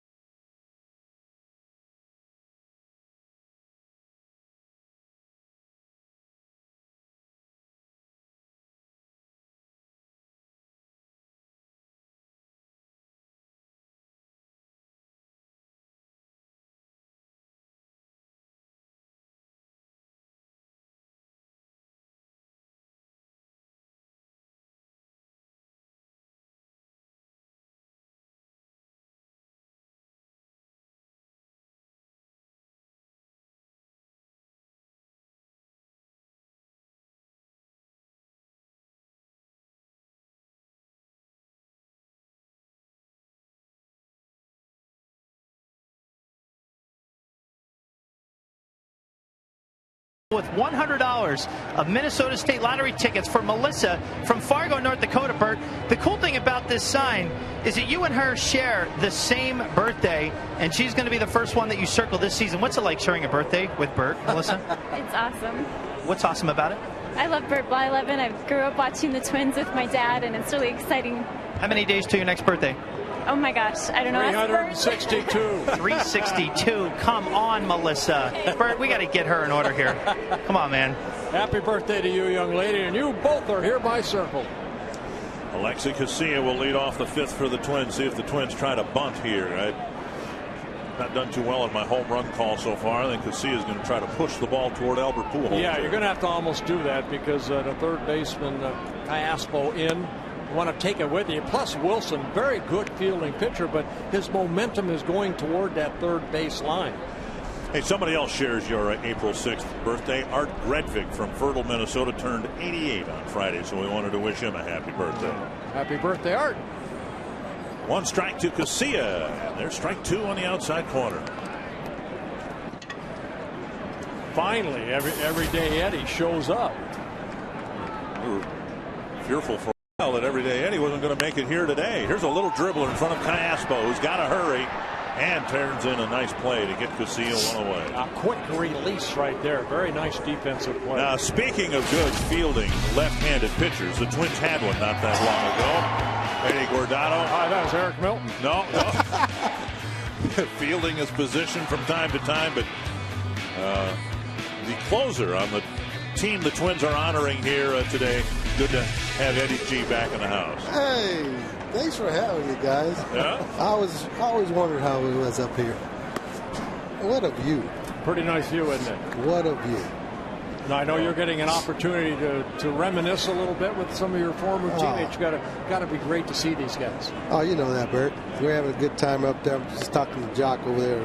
We're up there in high left field over the retired numbers there, and just talking about old times and what a nice ballpark, and you know how great the Twins organization is to have us back. And good for you. Speaking of back, you were in spring training for a while with the club. You had to enjoy that. Oh, I had a great time, man. Across the other side of the lines, you know, a little bit different, you know. But I always told the guys every morning when I went in, I go, have my cup of coffee, and I go, hey, run a couple for me, guys. 3-0 to Denard's man. There's Brad Radke, Jock Jones. You know, we had a chance to go to a rally, a pep rally in downtown Minneapolis today around noontime, 3-0 to Span. He takes a fastball down the middle. And then you guys were introduced here today, and I told Bert on the air, I said, with the possible exception of his team in 1987, I can't remember a Twins team that had more characters with different personalities than the team you had 10 years ago. Oh, no question, man. I tell you what, I was just talking about that a minute ago with Jock. I got the fortune to play, you know, a while in the game, and I was blessed, but I told him I never played on a team like I did in 02. Just the different personalities, everybody pulling for each other. And I said, and I always say, between the line, we played the game the best way we can and hard. And in the clubhouse, we laughed our butts off. But we played with one heartbeat. That's how you had some pranksters in the clubhouse, and you know you have to win between the lines. That's the most important thing. No question. But boy, when you wake up in the morning, and you know I've been on ball clubs, you don't want to go to the ballpark, you know, right. because you know you're struggling. But when you're putting everything together, it's just a group of guys that you go in and you're having a good time. Oh, no question at all. I always say you're right, though, Bert. You've got to win ball games, and it's between the lines. That's what we're here for. But it all starts in the clubhouse. Here's some of the characters the Twins had: Torrey Hunter, Jock Jones, Corey Koski, Matthew LeCroy, Doug Mankiewicz, A.J. Pierzynski. Oh man, those are just the position players. Yeah. Guardado, Hawkins, Loesch, Mays, Milton, Radke. Pretty good ball club. J.C. Romero, Johan Santana, Bullet Bob Wells. Oh yeah. Torrey Hunter now. What a group. Roaming right field for the Angels. Yeah, I just had breakfast with him this morning. Now, tell the viewers, what are you doing with yourself now besides going to spring training? You know, I got 3: Bert, Nico, Jacob, and Ava. 15, 10, and 6. And I'm real busy. You still have 2 cars then. You don't have that 3rd vehicle yet. You have that to look forward to. Well, I tell you what, I've been home for 2 years now. This is going on my 3rd, and I told Lisa, you know, hey, the other day, matter of fact, we're talking. She goes, because I'm an early bird. I like to get up early, and I wasn't feeling too hot. And she goes, I said, well, I sleep in for tomorrow. And she goes, no, you did it for 20 years. It's my turn. It's her turn. Yeah, exactly. Bounce to the right side. The Angels will try to turn 2, and they do. So the Twins take another 1-out walk, but send just 3 men to the plate. Our thanks to everyday Eddie Guardado. Great to see you, my friend. Thanks for having me. Eddie, thank you. Thanks, Rick.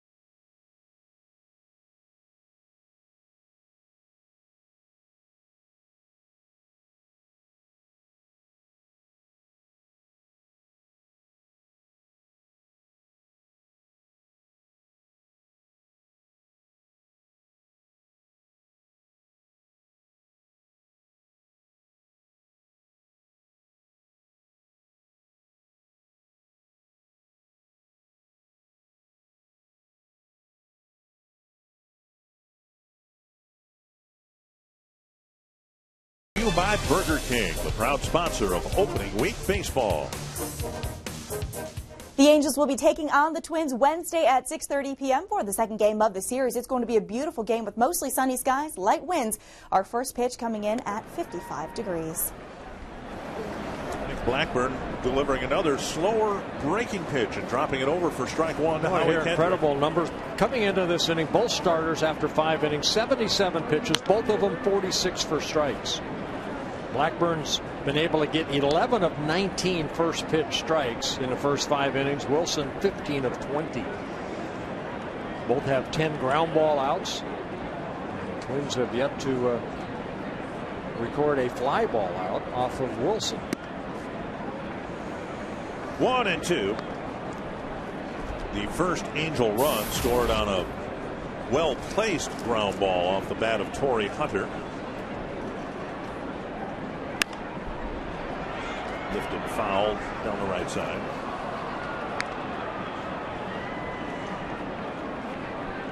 A happy fan. And Blackburn's retired 13 straight.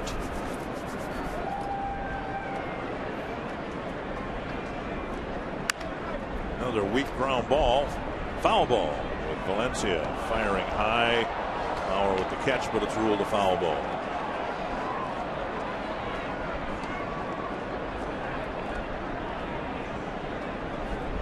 Kendrick, who is 0 for 2, will get another swing here.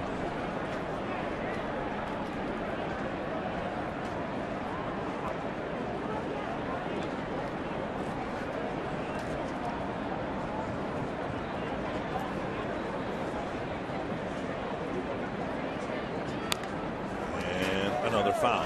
Well, you're no stranger to April baseball in Minnesota. You probably pitched in a number of very early April games at the old stadium. Old Met, yes.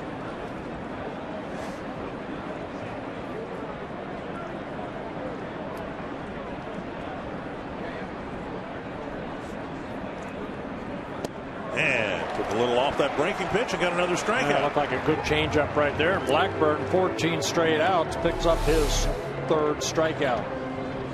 Well, straight change, 81 miles per hour. If you act today, you can get a steal of a deal for the Tuesday night game when the Twins host Boston on April 24th. For a limited time, a $53 diamond box seat is just $42.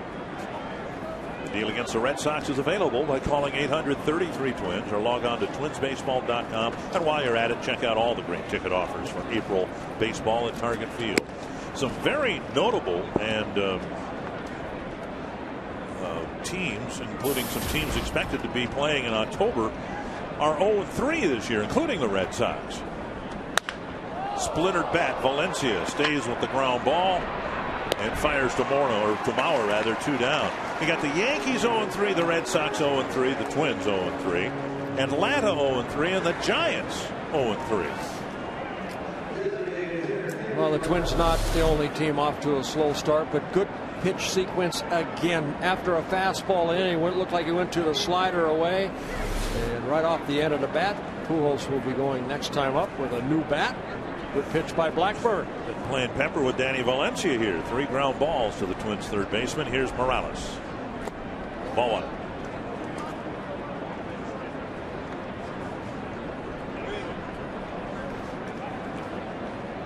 Conversely, some surprising teams are 3-0. I don't know that people expected the Orioles to go 3-0. Twins didn't. Mauer knocks it down. Carroll fires and can't deliver an on-target throw. And the ball rolls into the photographer section. And Morales will go to second base. It was Casilla picking up the deflection and then firing wide and really not getting much on the throw at all past Blackburn.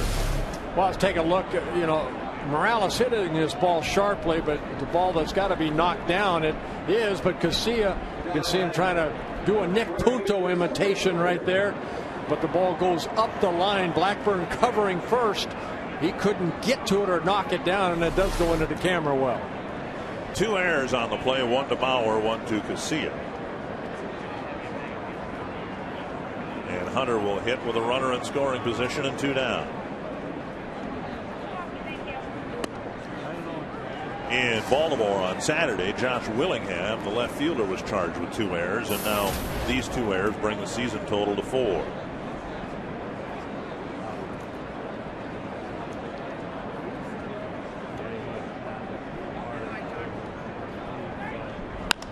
To center, and Span runs to the gap, and good. The inning. No damage done. Man left at second. It's a 2-1 ball game.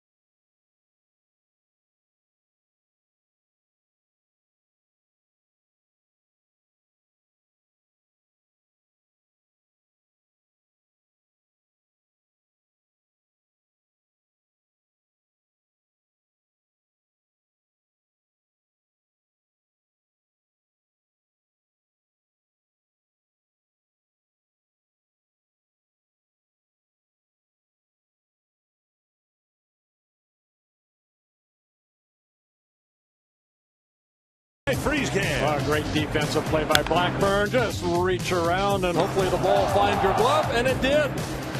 Nick Blackburn fielding his position. Got off the bat of Torrey Hunter.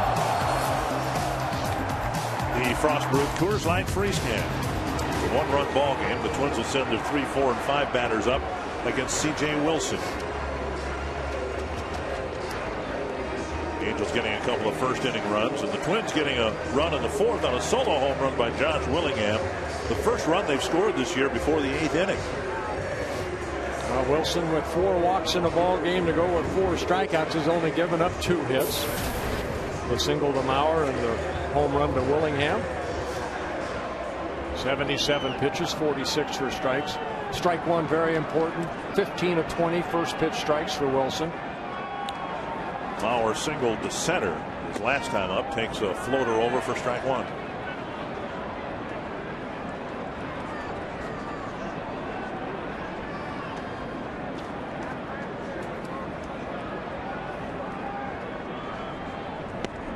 Fastball inside, and it's 1-1.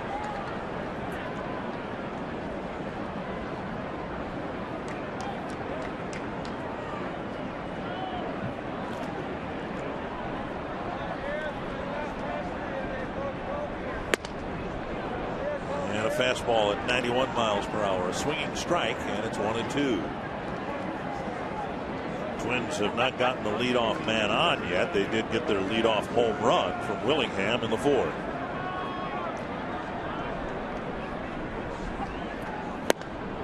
And a strikeout. And I think we're seeing now what Roy Smalley was talking about before. Take a look at the CenturyLink high-speed pitch. But Wilson in the shade, the shadows right now, and the batter's eye in the bright sunlight. Well, I mean, Wilson right there, good fastball. Clocked as high as 94. Blackburn at 93. CenturyLink high-speed pitch. Get them to hurry up and pitch while the clouds are covering the sun. Down low to Morneau. Morneau hit the ball hard off of Wilson and to the shortstop Ibar in the first inning for an out. And the Twins had runners at second and third. 2 away in the third. He had a little number, and Wilson threw him out at first.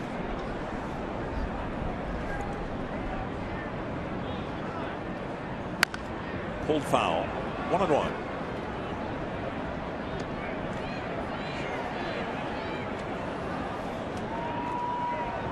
Twins with just 2 hits on the season. They came into the game as a team hitting 163. You can see a lot of ground ball outs, no fly ball outs.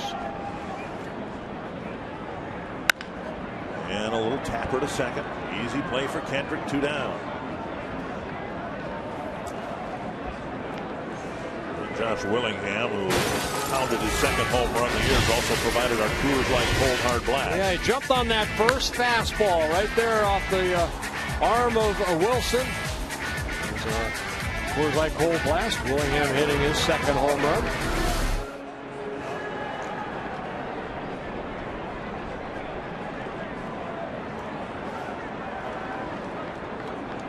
There goes another one. Foul. Just foul.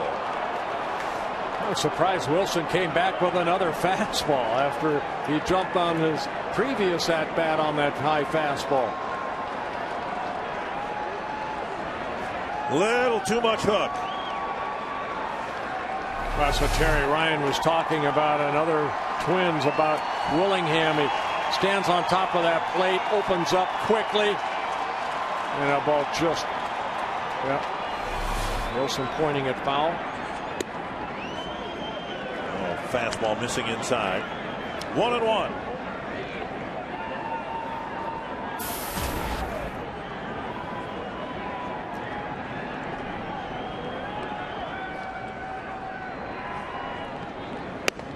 That shaves the outside corner. 1-2. Willingham discussing with Alfonso Marquez whether it hit the corner or not. Yeah, there's a couple where you see Wilson kind of drop down a little bit. 3 fastballs. And the count's 1-2. Ooh.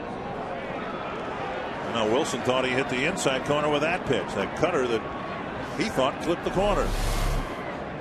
going inside with the fastball.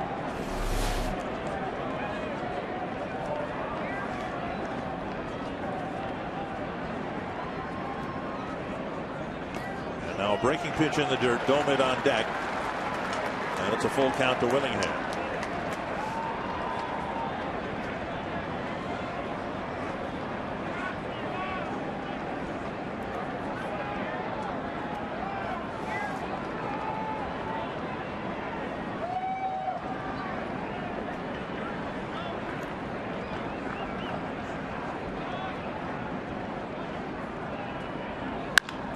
The middle, backhanded by Kendrick, and Pujols gets the first hop, and Wilson retires Mauer, Morneau, and Willingham in the sixth.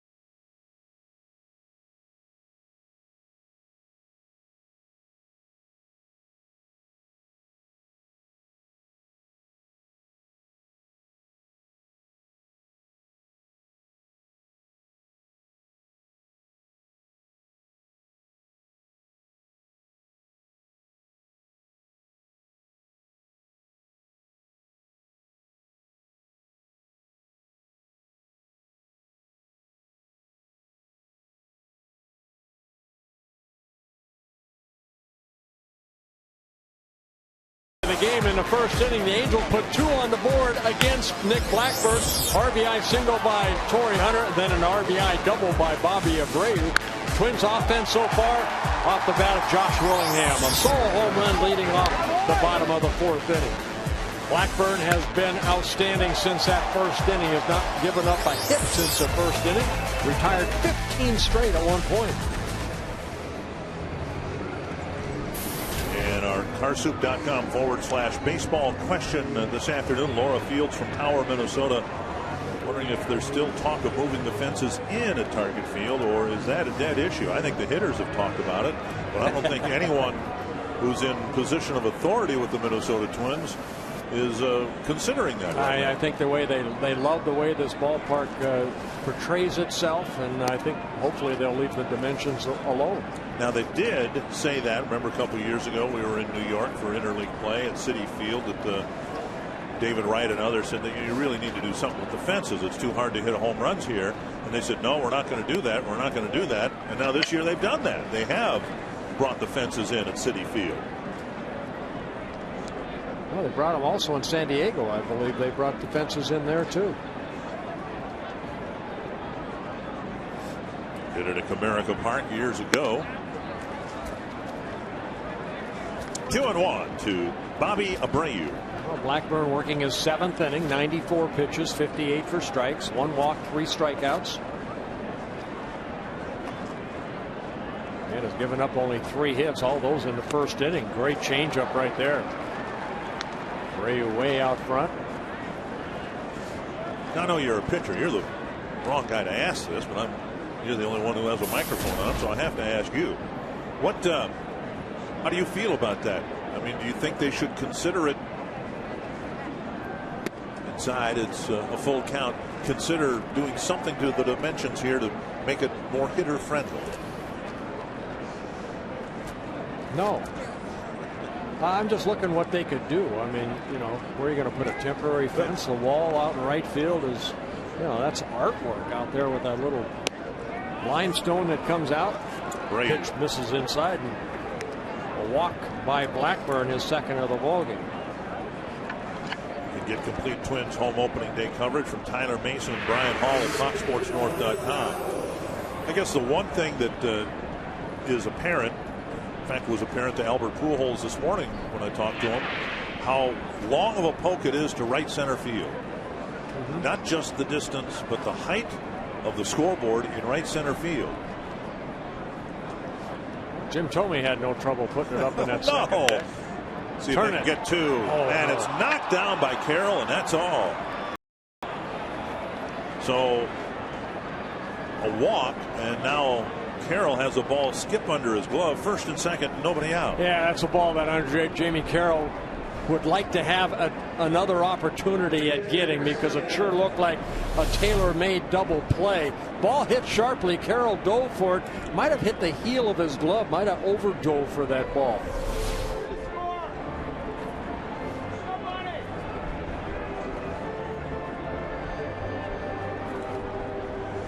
So Blackburn, who really was brilliant from the second inning through the sixth, now has kind of a game-changing situation in his hand. Jared Burton warming up in the bullpen. Well, it was kind of the walk in the first inning to Eric Ibar, the first batter he faced, that kind of set up the two-run first inning for the Angels. So here, the walk to Abreu, now the infield base hit by Callaspo. You wonder if Ionette is looking down at his third base coach, if a bunt might be in order here.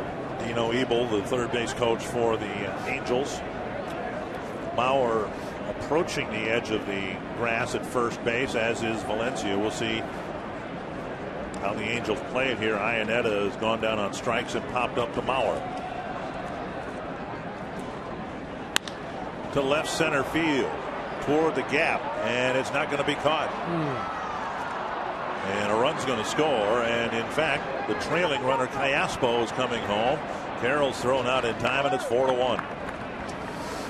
Well, Ionetta not asked to bunt. Blackburn threw a fastball in there. You wonder if they're looking bunt, and Ionetta got that fastball and hit it in the right spot in left center field. So the possible double play was not turned, and then the fastball right there. And Blackburn, as you saw, delivered the pitch belt high right down the middle of the plate, and it got hammered pretty good. So now Ron Gardenhire will come out. He'll get Blackburn and bring in Jared Burton, and the Angels now lead by 3. Blackburn pitched a good ball game, man.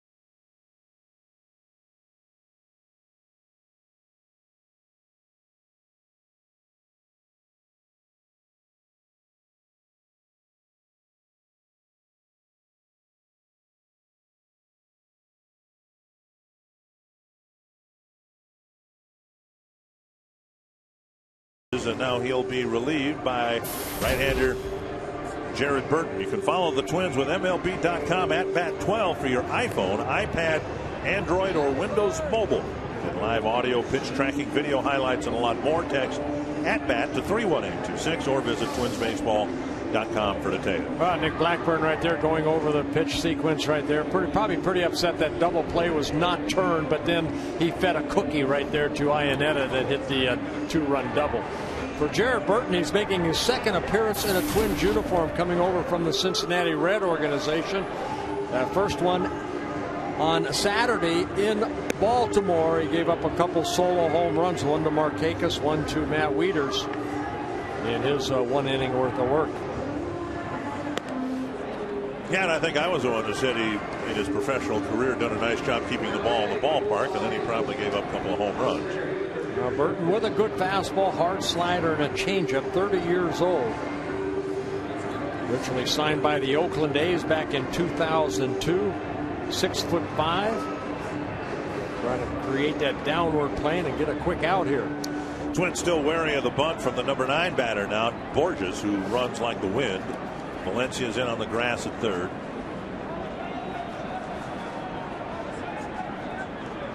Borges bunts it foul.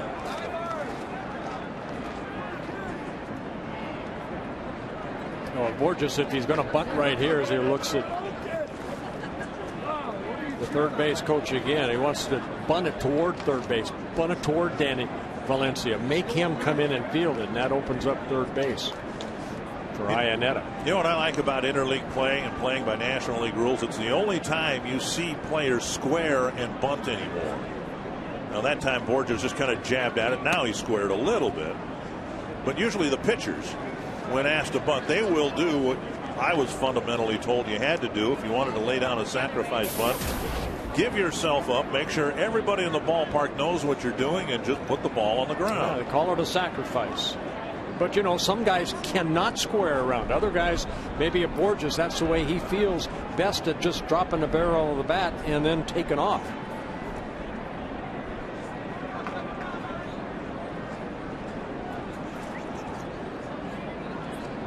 One and one to Borges. A walk, an infield hit on what could have been at least a fielder's choice. And then the 2-run double off the bat of Iannetta, and it's 4-1. There's the bunt, and it'll roll foul, 1-2. Right there, he squared around a little bit earlier, but it wasn't the old, you know, where my chest is facing the pitcher.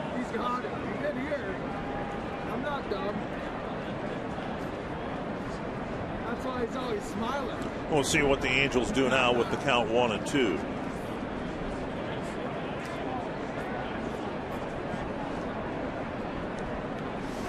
Borges very quick, like you mentioned, Dick. He led the American League with 11 triples last year. Hit 271 in 147 ball games. He moved Torrey Hunter from center field to right field. Sails up and in. 2-2.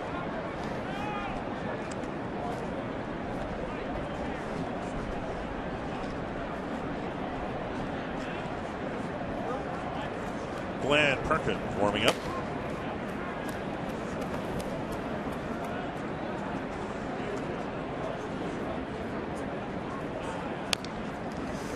And Borges taps it foul.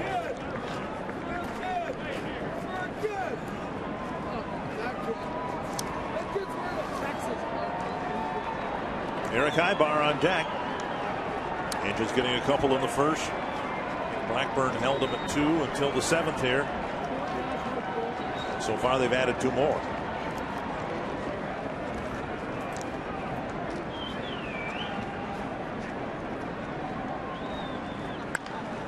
Busted bat and a roller to third. Valencia charges, and alertly gaining third base is Iannetta. Yeah, there's almost that bunt right there that the Angels wanted Borges to do. Kind of a swinging bunt. He jams himself, and Danny Valencia has to come in and field it, and Iannetta heads up play right here, sees where that ball is, and he scoots over to third base. Once he was able to read that Valencia had to charge that ball because in part of the speed of Borges, Iannetta went ahead and scampered to third. Now the Twins bring the infield in for Ibar, who's pretty good with the bat. One of the things you need to watch out for here is the squeeze play. Ron Gartenhire coming out. He's going to make a pitching change here. Glenn Perkins more of a strikeout pitcher than Jared Burton. So we'll see what the managers decide to do here with a runner at third and 1 out in the 7th.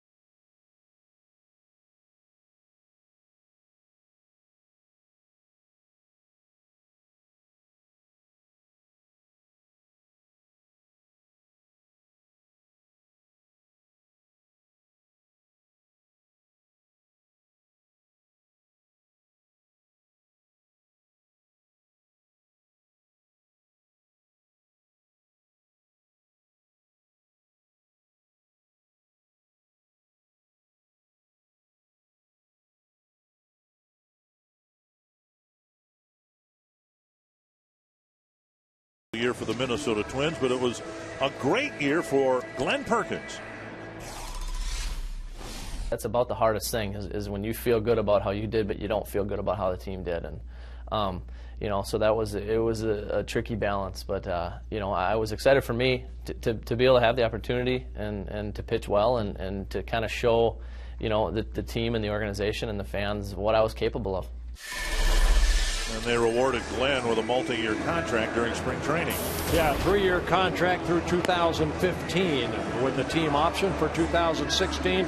Perkins making his second appearance, like you mentioned, Dick. He pitched on Saturday, 1 shutout inning. He did have a couple strikeouts, and maybe that's what he'd like to do right here to Eric Ibar, who now hits from the right side of the plate. Iannetta, the runner at third. Will give you the cliche. He's a catcher, might not run too well, but there's still a situation where Mike Scioscia might be interested in dropping down a squeeze play. So the Twins bring the infield in all the way around. And a nice block by Domet, ball 1.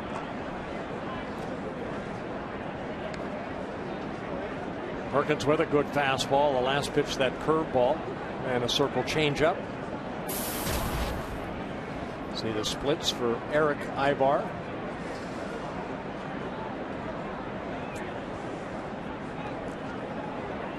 Bulger more of a pitch to contact guy, or Burton rather. Inside, and it's 2-0.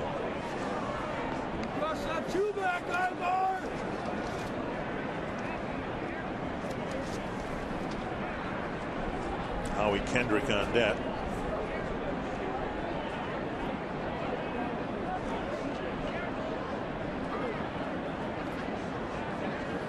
Here comes Iannetta. And the squeeze play works perfectly. With a 2-0 count, Casilla got a foot on the bag for the out. With a 2-0 count, Mike Scioscia knew that Perkins was going to throw a strike, and that made him even more confident to ask for the squeeze play. Ibar gets credit for a sacrifice and a run. Yeah, I mean, you know, when you have the right guy at the plate, and Ibar, very good handler of the bat. Looking fastball, squares around, and just puts the ball in play. Iannetta scoring the 3rd run of the inning. 5-1 lead. Ibar picking up his 4th RBI of the year on the squeeze. Pitchers should never, ever, ever, ever walk the leadoff man. Yeah. It cost Blackburn 2 runs in the 1st, and it led directly to what has become now a 3-run 7th. And they know that. You probably issued a few leadoff walks in your time. Oh boy, yes. 1-1 to Howie Kendrick. And now 1-2.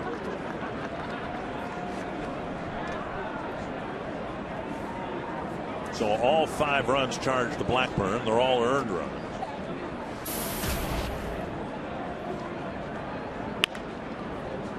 Casilla backhands the first hop. Kendrick thrown out. That ends the inning.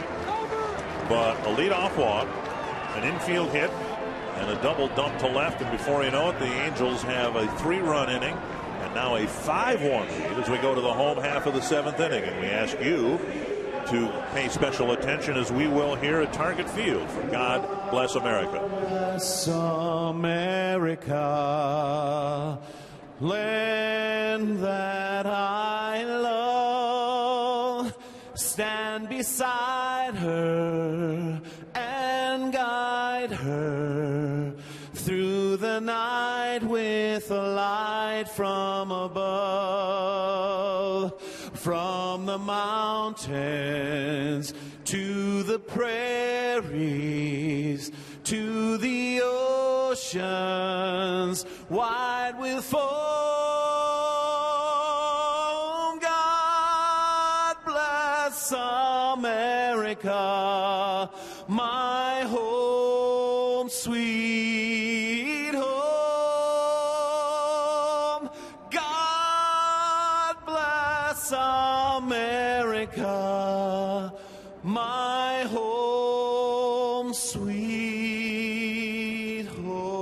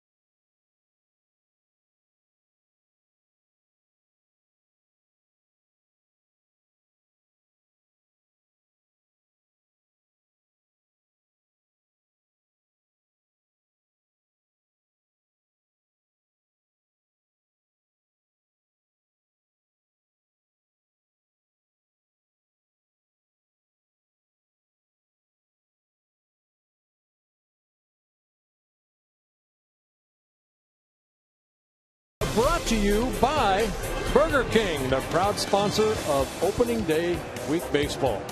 This copyrighted telecast, I messed that up. This copyrighted telecast presented by the authority of the Minnesota Twins and may not be reproduced or retransmitted in any form.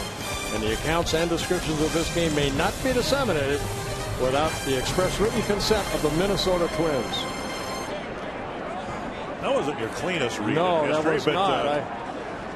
Now it's like a bad I'm supposed to read Minnesota Twins baseball on Fox Sports North is brought to you by Burger King, the proud sponsor of Opening Week Baseball. Thank you. 1-0 to Ryan Sometimes in Doman. school, you know, they'd let me read the chapter over again and again and again. That's one advantage of being a broadcaster. You know, a starting pitcher, you have a bad game, you got to wait 5 days to get another shot at it. As it is, we have one off day tomorrow, Vernon Wells in left field, and then we'll be back at it. You'll have another shot at that thing tomorrow or Wednesday night. I'm going to take it home. I'm going to practice. Tap foul. I think foul, yep. Doman looking for his first hit. He's officially 0 for 8.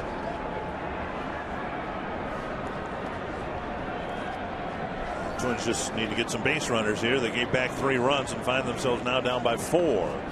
Yeah, well, starting his 7th inning, 90 pitches on the board, 54 for strikes. 2-2. Doman doing the catching. We expect Joe Mauer will catch Wednesday night in game 2 of the series. Twins have faced Jared Weaver, who pitched a great game for the Angels in their season opener. So answer with Carl Pavano. 3-2.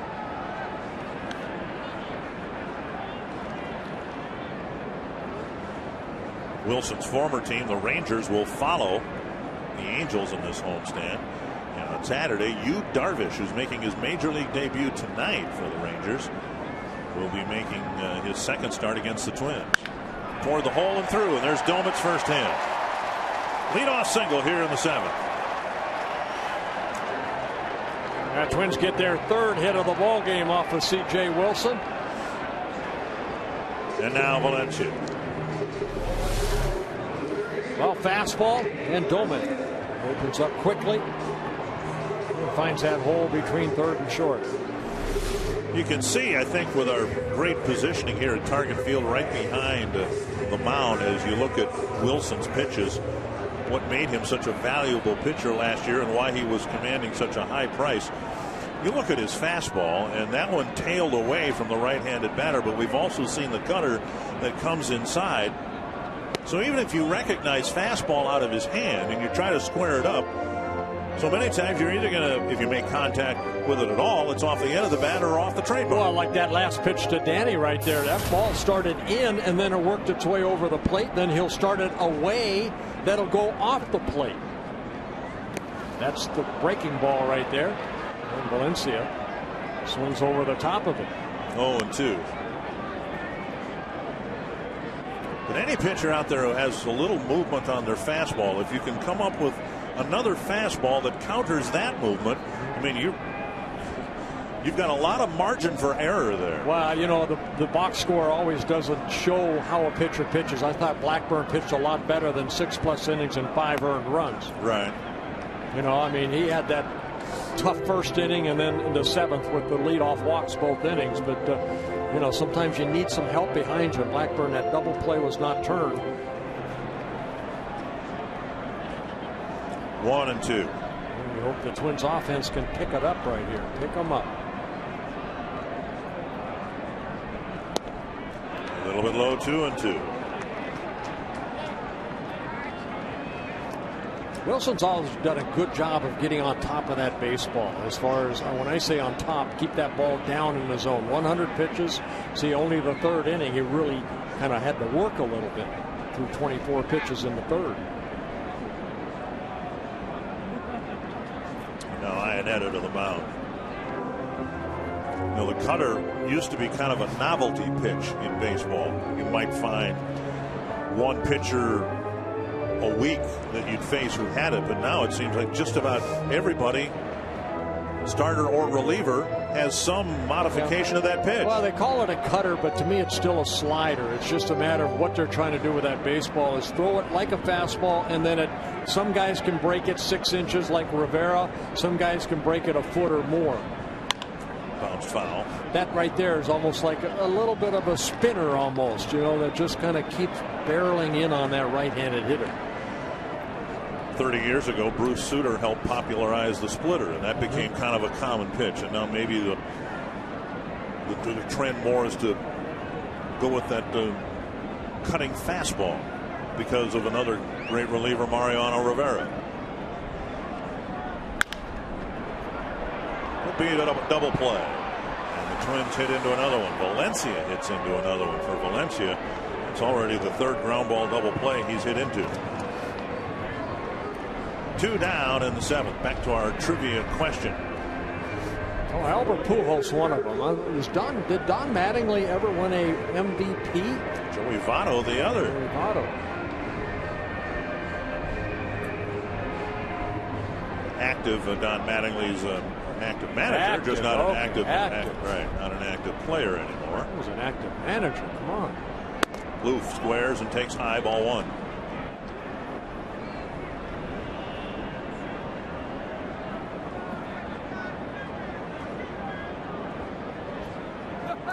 Twins have grounded into 2 double plays today. Carroll did it in the 5th, and now Valencia here in the 7th. Caspo over to Pujols, and Wilson has exceeded 100 pitches and has pitched 7 innings.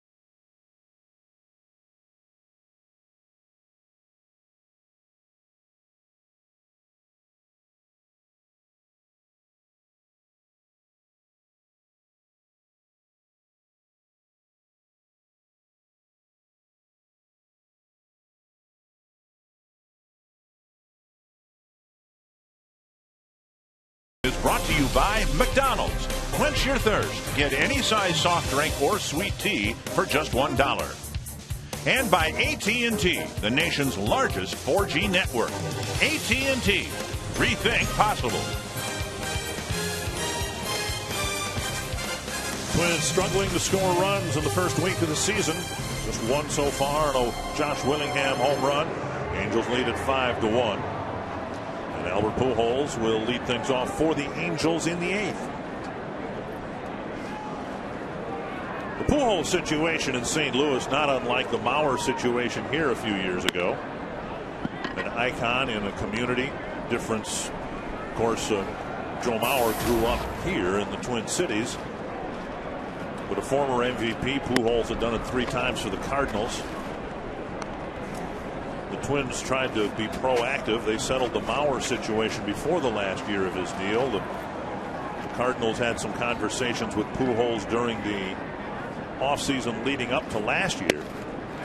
And then Pujols said he didn't really want to deal with it during the season, which of course was his right. Cardinals stunningly won the World Series. And I think the assumption was, the hope was at least, another ground ball to Valencia. 4 times Valencia's taken a ground ball from Pujols. And I think the hope was for many people in baseball is that Pujols and the Cardinals would find a way to get it done and all would be right with the world. That's why. Yeah, but once you become a free agent, you have that opportunity to go out there and see what the market will give you. Right. You know, like you said, the Angels, John, it came out of nowhere. But a lot of people thought it was going to be the Florida Marlins that were really high on Pujols. Yeah, they have other issues down in Florida right now. Ozzie Guillen's going to have a press conference tomorrow to apologize for his Castro comments. Of all the markets in baseball where you don't want to project yourself as being a supporter of Fidel Castro, Miami area would be one of them.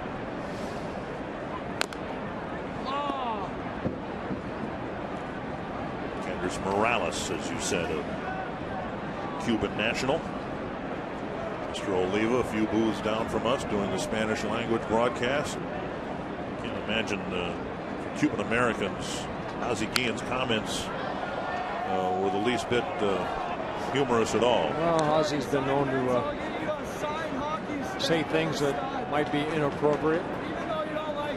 There's T.O. Came to this country in the early 60s. I was reading on Morales, 8 unsuccessful attempts to try to leave Cuba. Finally, it happened. Imagine how someone who has gone through that would, I can't imagine, would react to what the Marlins manager said the other day.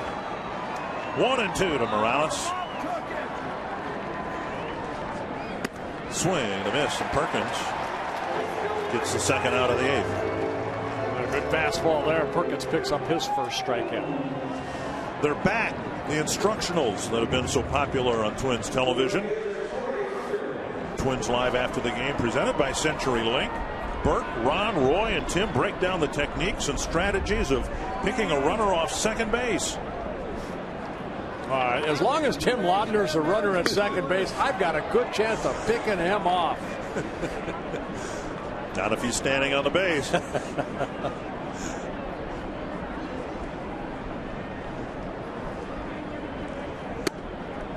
1-1 now to Torrey Hunter.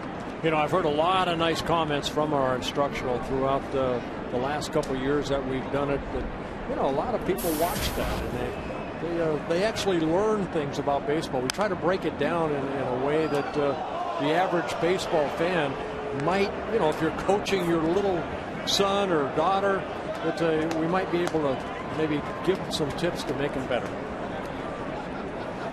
There's a lot of fun going down around the field after the game, after a long game. We'd go down there with Anthony LaPanta. We'll die in front of Trevor Plouffe. What else more could you ask for in life? I think I participated only once, and that was before we closed down the Metro. You're more than welcome to come down. No. Once was enough because we're going to work on knockdown pitches one day. There's a pitch inside, and Hunter gets a base hit. Well, he just jammed himself right there and got his second hit of the ball game. I wanted to experience what it was like to catch fly balls at the Metrodome. Remember that. And they told me they were going to have a machine to shoot pop-ups into the air. They didn't tell me that you were going to run the machine. Wasn't it amazing, the knuckleball that came out of that machine?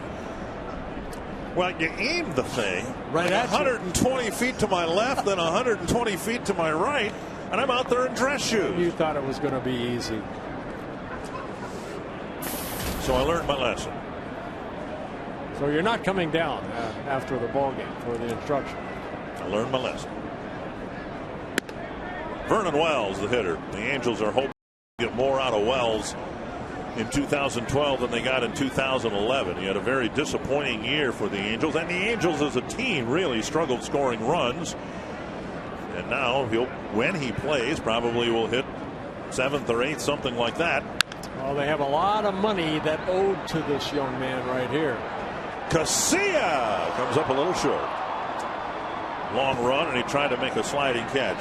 Well, the numbers were there as far as power for Wells. 25 home runs, drove in 66 runs, but hit only 218.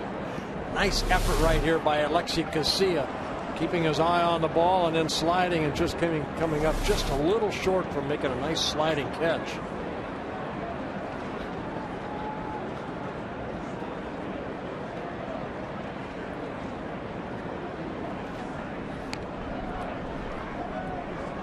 The Angels have, the exception of the last 2 years, have been kind of the gold standard in the American League West, even though they've gotten burned with some expensive acquisitions. A few years before Wells came over, it was Gary Matthews Jr. They signed to a big contract. They really didn't get anything close to their money's worth in the Gary Matthews Jr. deal. Yeah, the Angels, by all accounts, they owe Vernon Wells $21 million the next 3 years per year. Right. So then you wonder about the wisdom in paying Pujols the $27-8 million, whatever it is, for 10 years. The man is in his early 30s, and he may go down as one of the greatest hitters of all time. But it's not paying him the $28 million now. But imagine in 9 years having to pay him that price as a 40-year-old man. 2-2.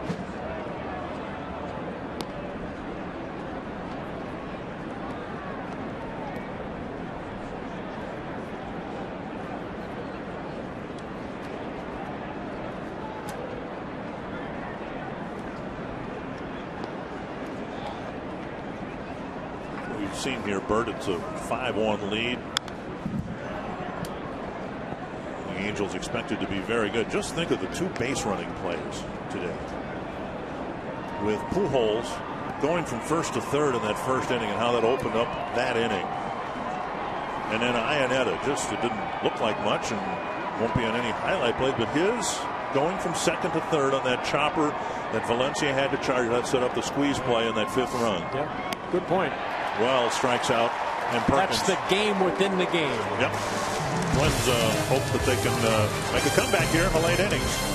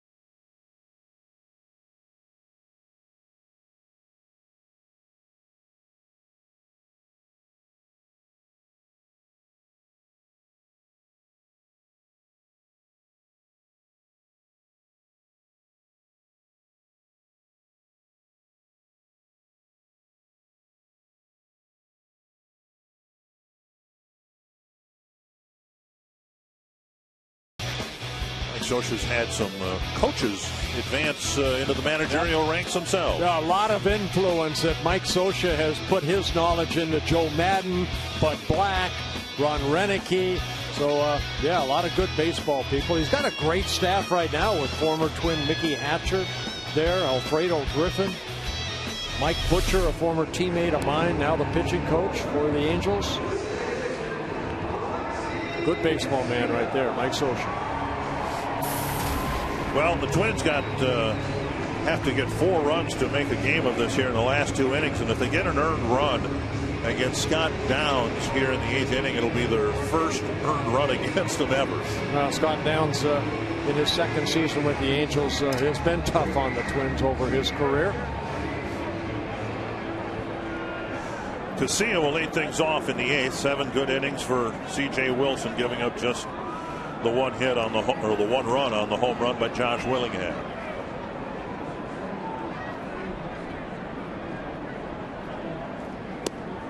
And Downs misses low, ball 1.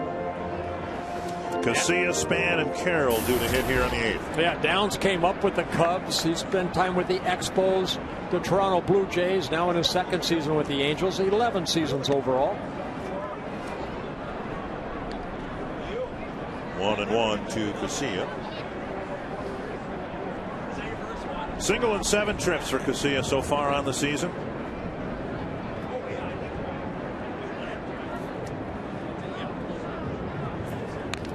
Pep foul. Casilla came out of the Angel organization years ago. The Twins got Casilla, then a prospect for J.C. Romero. Romero was in camp with who? The Washington Nationals this year? Yes, I believe so, yes. You know, as the Twins have honored the 2002 team that won the division championship, Casilla down the line to foul. You know, it's interesting to note that pretty good chunk of that roster, 2002, is still playing. You've got A.J. Pierzynski still catching in Chicago. LaTroy Hawkins and Torrey Hunter here now playing for the Angels.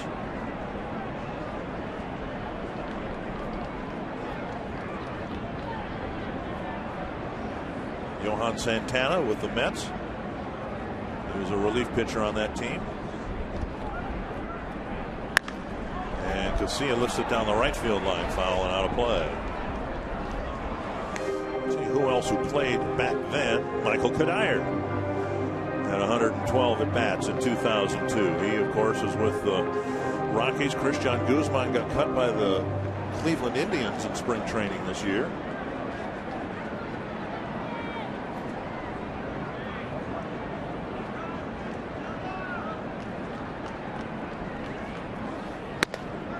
Put away, and it's 2-2.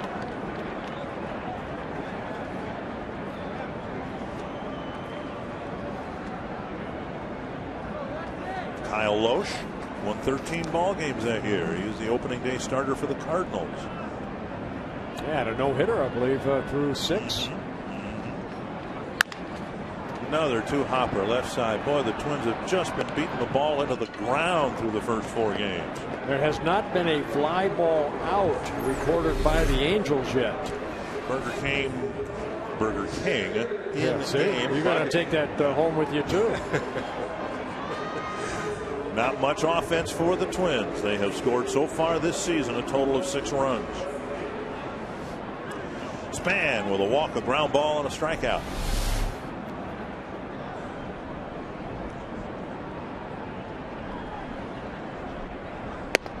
Fastball and a strike.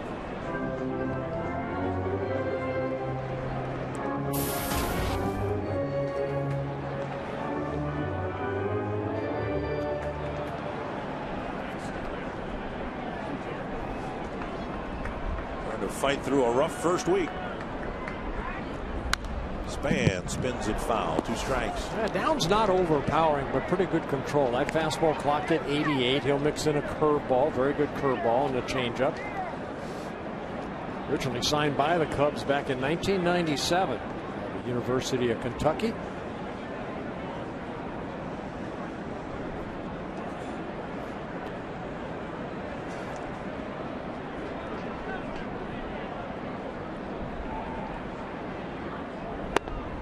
little bit low. He was once property of the Twins back in 1999. Fought through the Tommy John surgery back in the early 2000s.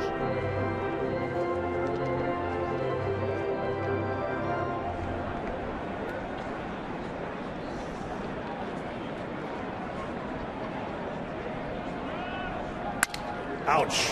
Little roller. Caspo charges, fires, and Span will get an infield hit. Most of the bat ended up between the mound and first base. And let's go to Robbie and Smikowski. Well, guys, today is our inaugural version of Twins Live presented by CenturyLink. Here from Target Field, we'll discuss Josh Willingham and his welcome. Has one home run and missed another by just a little bit. Our instructionals, you guys discussed earlier, very popular. It's the pickoff at second base tonight with all four of our analysts. Blyleven, Coomer, Smalley, Laudner, plus Guardy's postgame press conference. You get his thoughts on today's game and C.J. Wilson's pitching performance right on Twins Live immediately following last pitch, guys. Here's Jamie Carroll. Thank you, Robbie. A couple of walks and a ground ball double play for the Twins shortstop.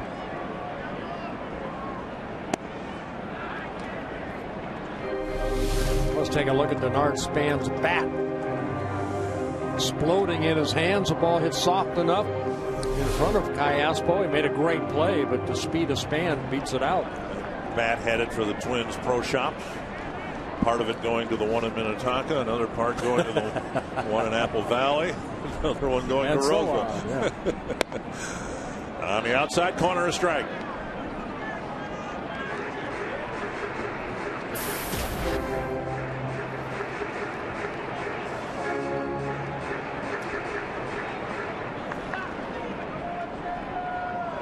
Earlier, Domek got his first hit as a Twin. Carroll would like to take care of that. Officially 0 for 12. 1-2. Sneaky fast. He must be sneaky fast. Another 88-mile-an-hour fastball. Downs has good control. Only 15 walks last year, 54 innings pitched. Carroll a little tardy. Like he's trying to shoot that ball in that gap as Pujols is keeping Span close toward right field. Hunter in right field playing the shortest right field I've seen here in a little more than 2 years. You can see how shallow Torrey's playing. And Downs another one of those guys. He was considered a starter for a good part of his career early on, but found his niche as a setup reliever from the left side.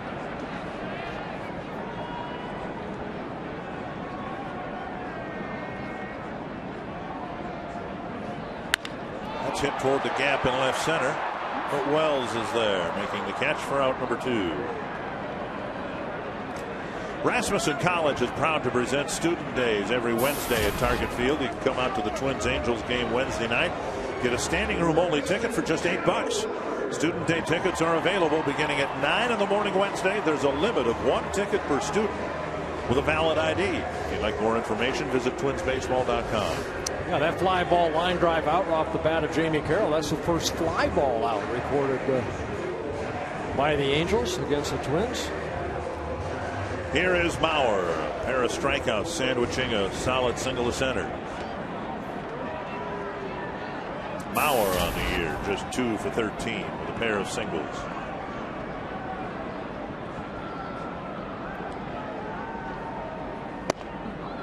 And in there to face another left-handed pitcher.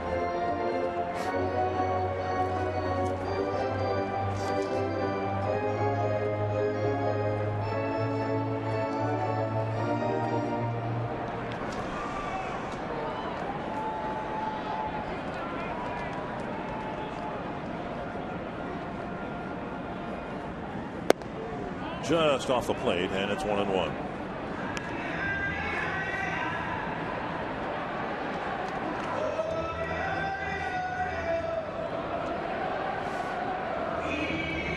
Tough to play center field here with the way that the sun is setting. Gorgeous out there, kind of fighting the sun.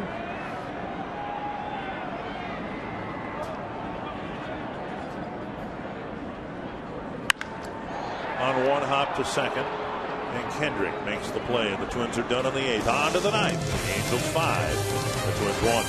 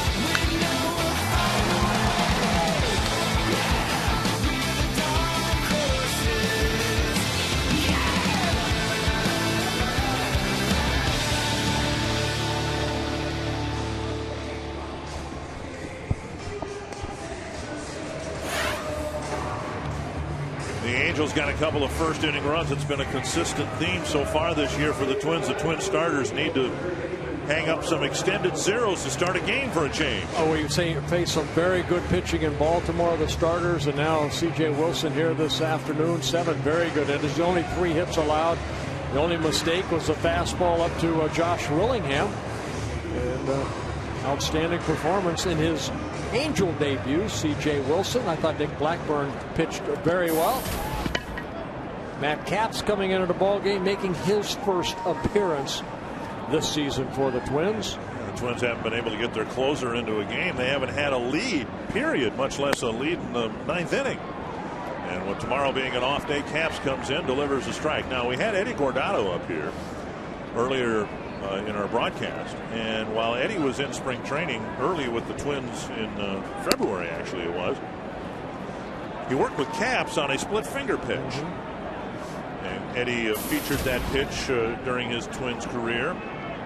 Capps was playing catch with Guardado. They were, fiddling around with stuff. There's a foul off the mask of Doman. And Capps was working on his changeup, and Eddie said, well, why don't you try this? And now he's worked on it, trying to develop it as a secondary pitch. You know what a split finger does, Dick, for a pitcher mentally to throw it good? You have to start it about thigh high and keep the ball down. That's what a split finger does. So what that does, it also helps you mentally keep that fastball down so you can create that good downward plane. If you're lazy with your arm, your split finger is going to be up in the strike zone. Belt high, you're going to get hurt. The only guy I saw who got away with that consistently was Juan Berenguer. He would actually throw a splitter for a strike. He would start it high, a hitter would give up on it, and it would drop into the strike zone. Juan threw that splitter probably about 85, 86 miles an hour. Where a splitter, if you throw 90, you'd like that splitter to be, say, 78, something like that. The bottom falls out of it. Gaylord Perry had one of the best splitters that I ever pitched with. 2-2. I said splitter. Now, we wouldn't expect Capps to use it here unless this at bat gets protracted here. Fastball hit to left field. Willingham going back and making a catch on the warning track, 1 away. Nice over the shoulder catch. Good concentration there by Willingham. Now that fastball, Capps doesn't have a fastball like we saw with Blackburn that has the sink. His fastball is almost like a four-seamer. So when he gets the ball up, which he did last year, and that's how he got hurt. He went through some injuries last year, let nobody know about it. But when he gets that ball down, then you're going to get a little movement. But when he gets it up, the ball's going to be hit pretty hard. That's exactly right there that Callaspo hit that ball a long way. Here's Iannetta.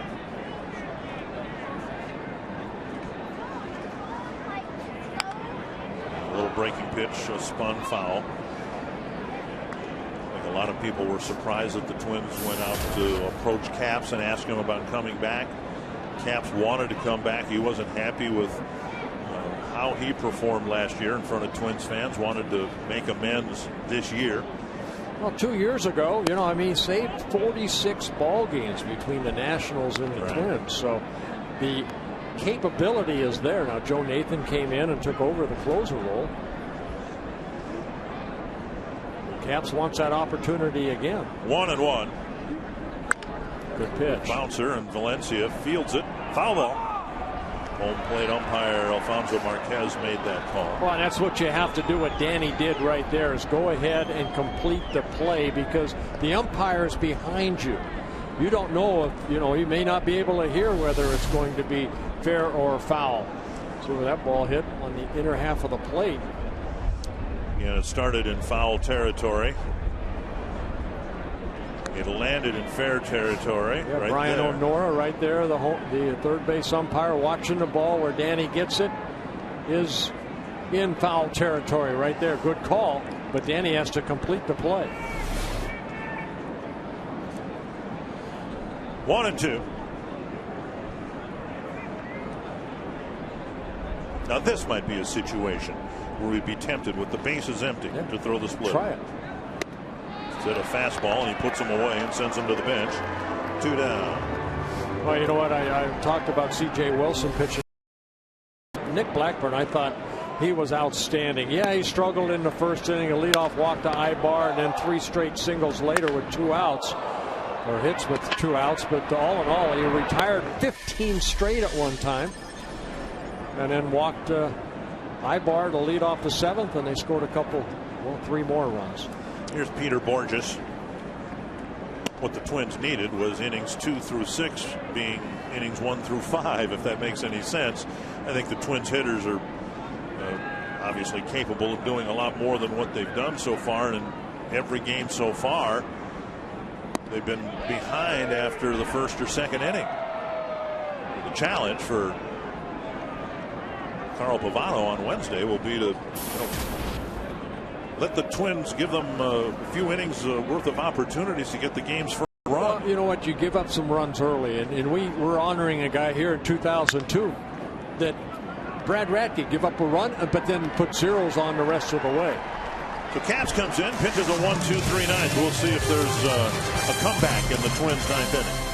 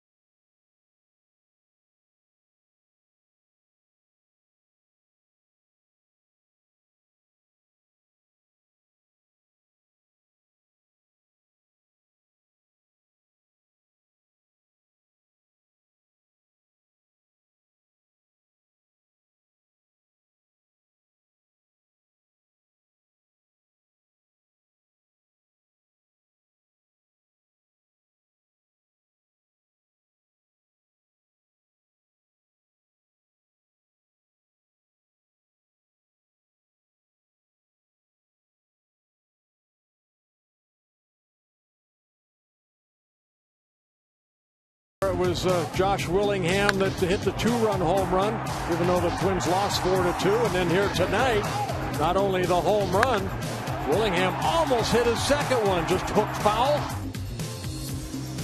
Had it been fair, it would have tied the game at 2, but then as soon as the Twins were done hitting that inning, the Angels added 3 more runs. Yeah, you mentioned the Twins have only scored 6 runs, so far this season, and he's knocked in 4 of them.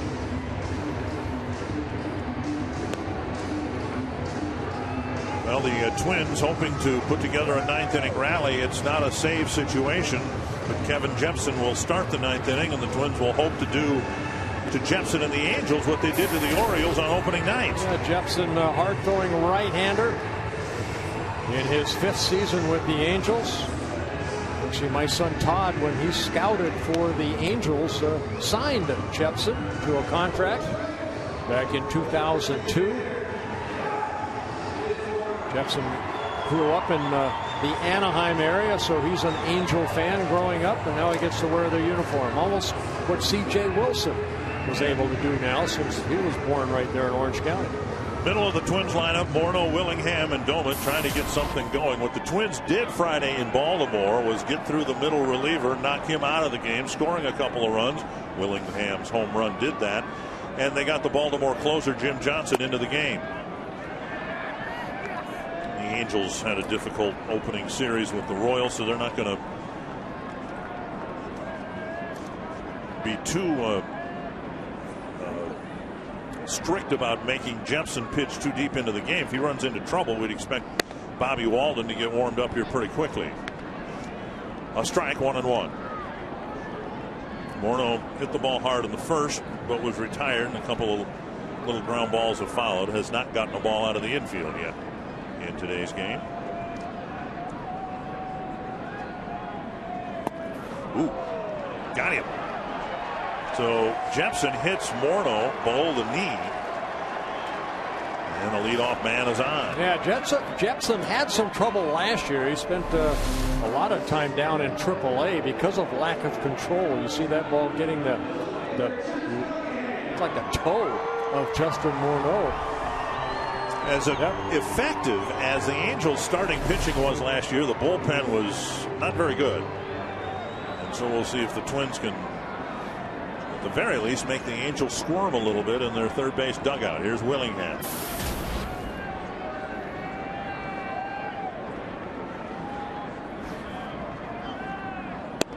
Down and in, ball one. Sure enough, leadoff man is on, and Jordan Walden is warming up in the Angel bullpen. Well, Jepson last year only 13 innings for the Angels. He walked 9.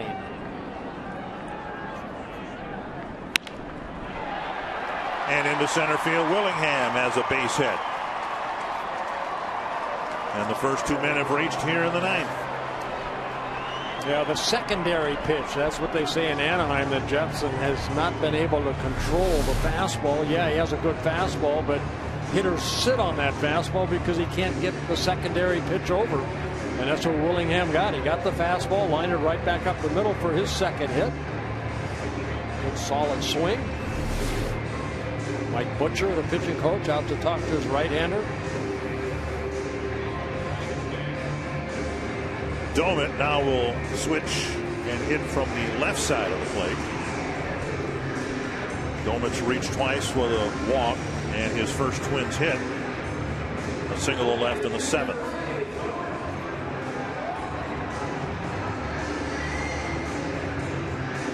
Twins have a left-handed bench featuring Parmalee, Revere, and Burrows. Revere would likely be saved for a pinch runner should it come to that. You can see Ben in the foreground there trying to flex his legs and be ready at a moment's notice. Here's Domit.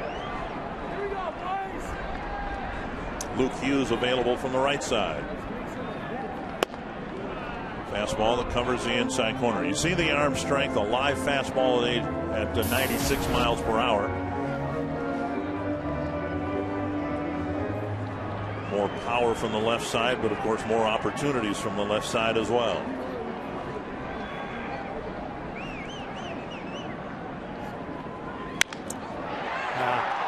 One out and 2 outs.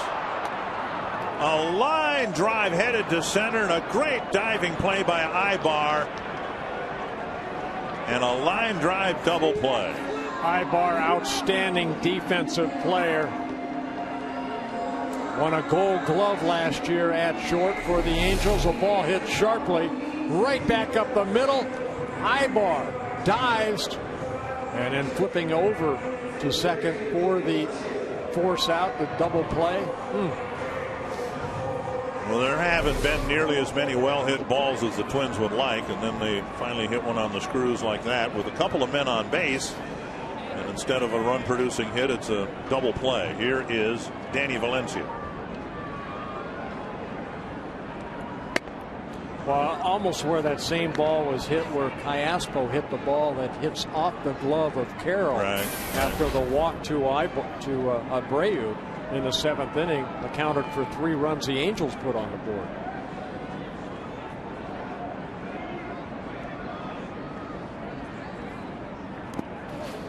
Iannetta blocks the pitch in the dirt, and it's 1-1.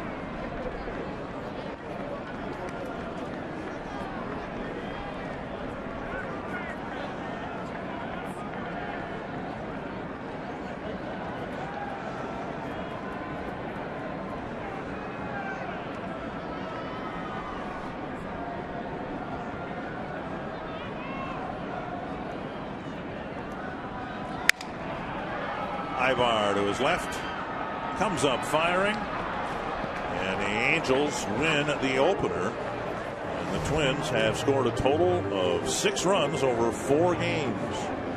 C.J. Wilson, the pitcher du jour who held the Twins in check. Well, Wilson, a 16-game winner last year for the Rangers, made his Angel debut and won his first ball game. 7 very good innings. So Anthony LaPanta, the Twins, hoping that the home cooking this year would be better than last, and at least through the first game, what the Twins were able to produce offensively on the road is what they produced here today. Another tough day for the Minnesota offense. We'll show you how C.J. Wilson overpowered their lineup. We'll look at how Nick Blackburn battled back from a slow start. Instruct you on how to run the pickoff play at second, and hear from Guardy on Twins Live.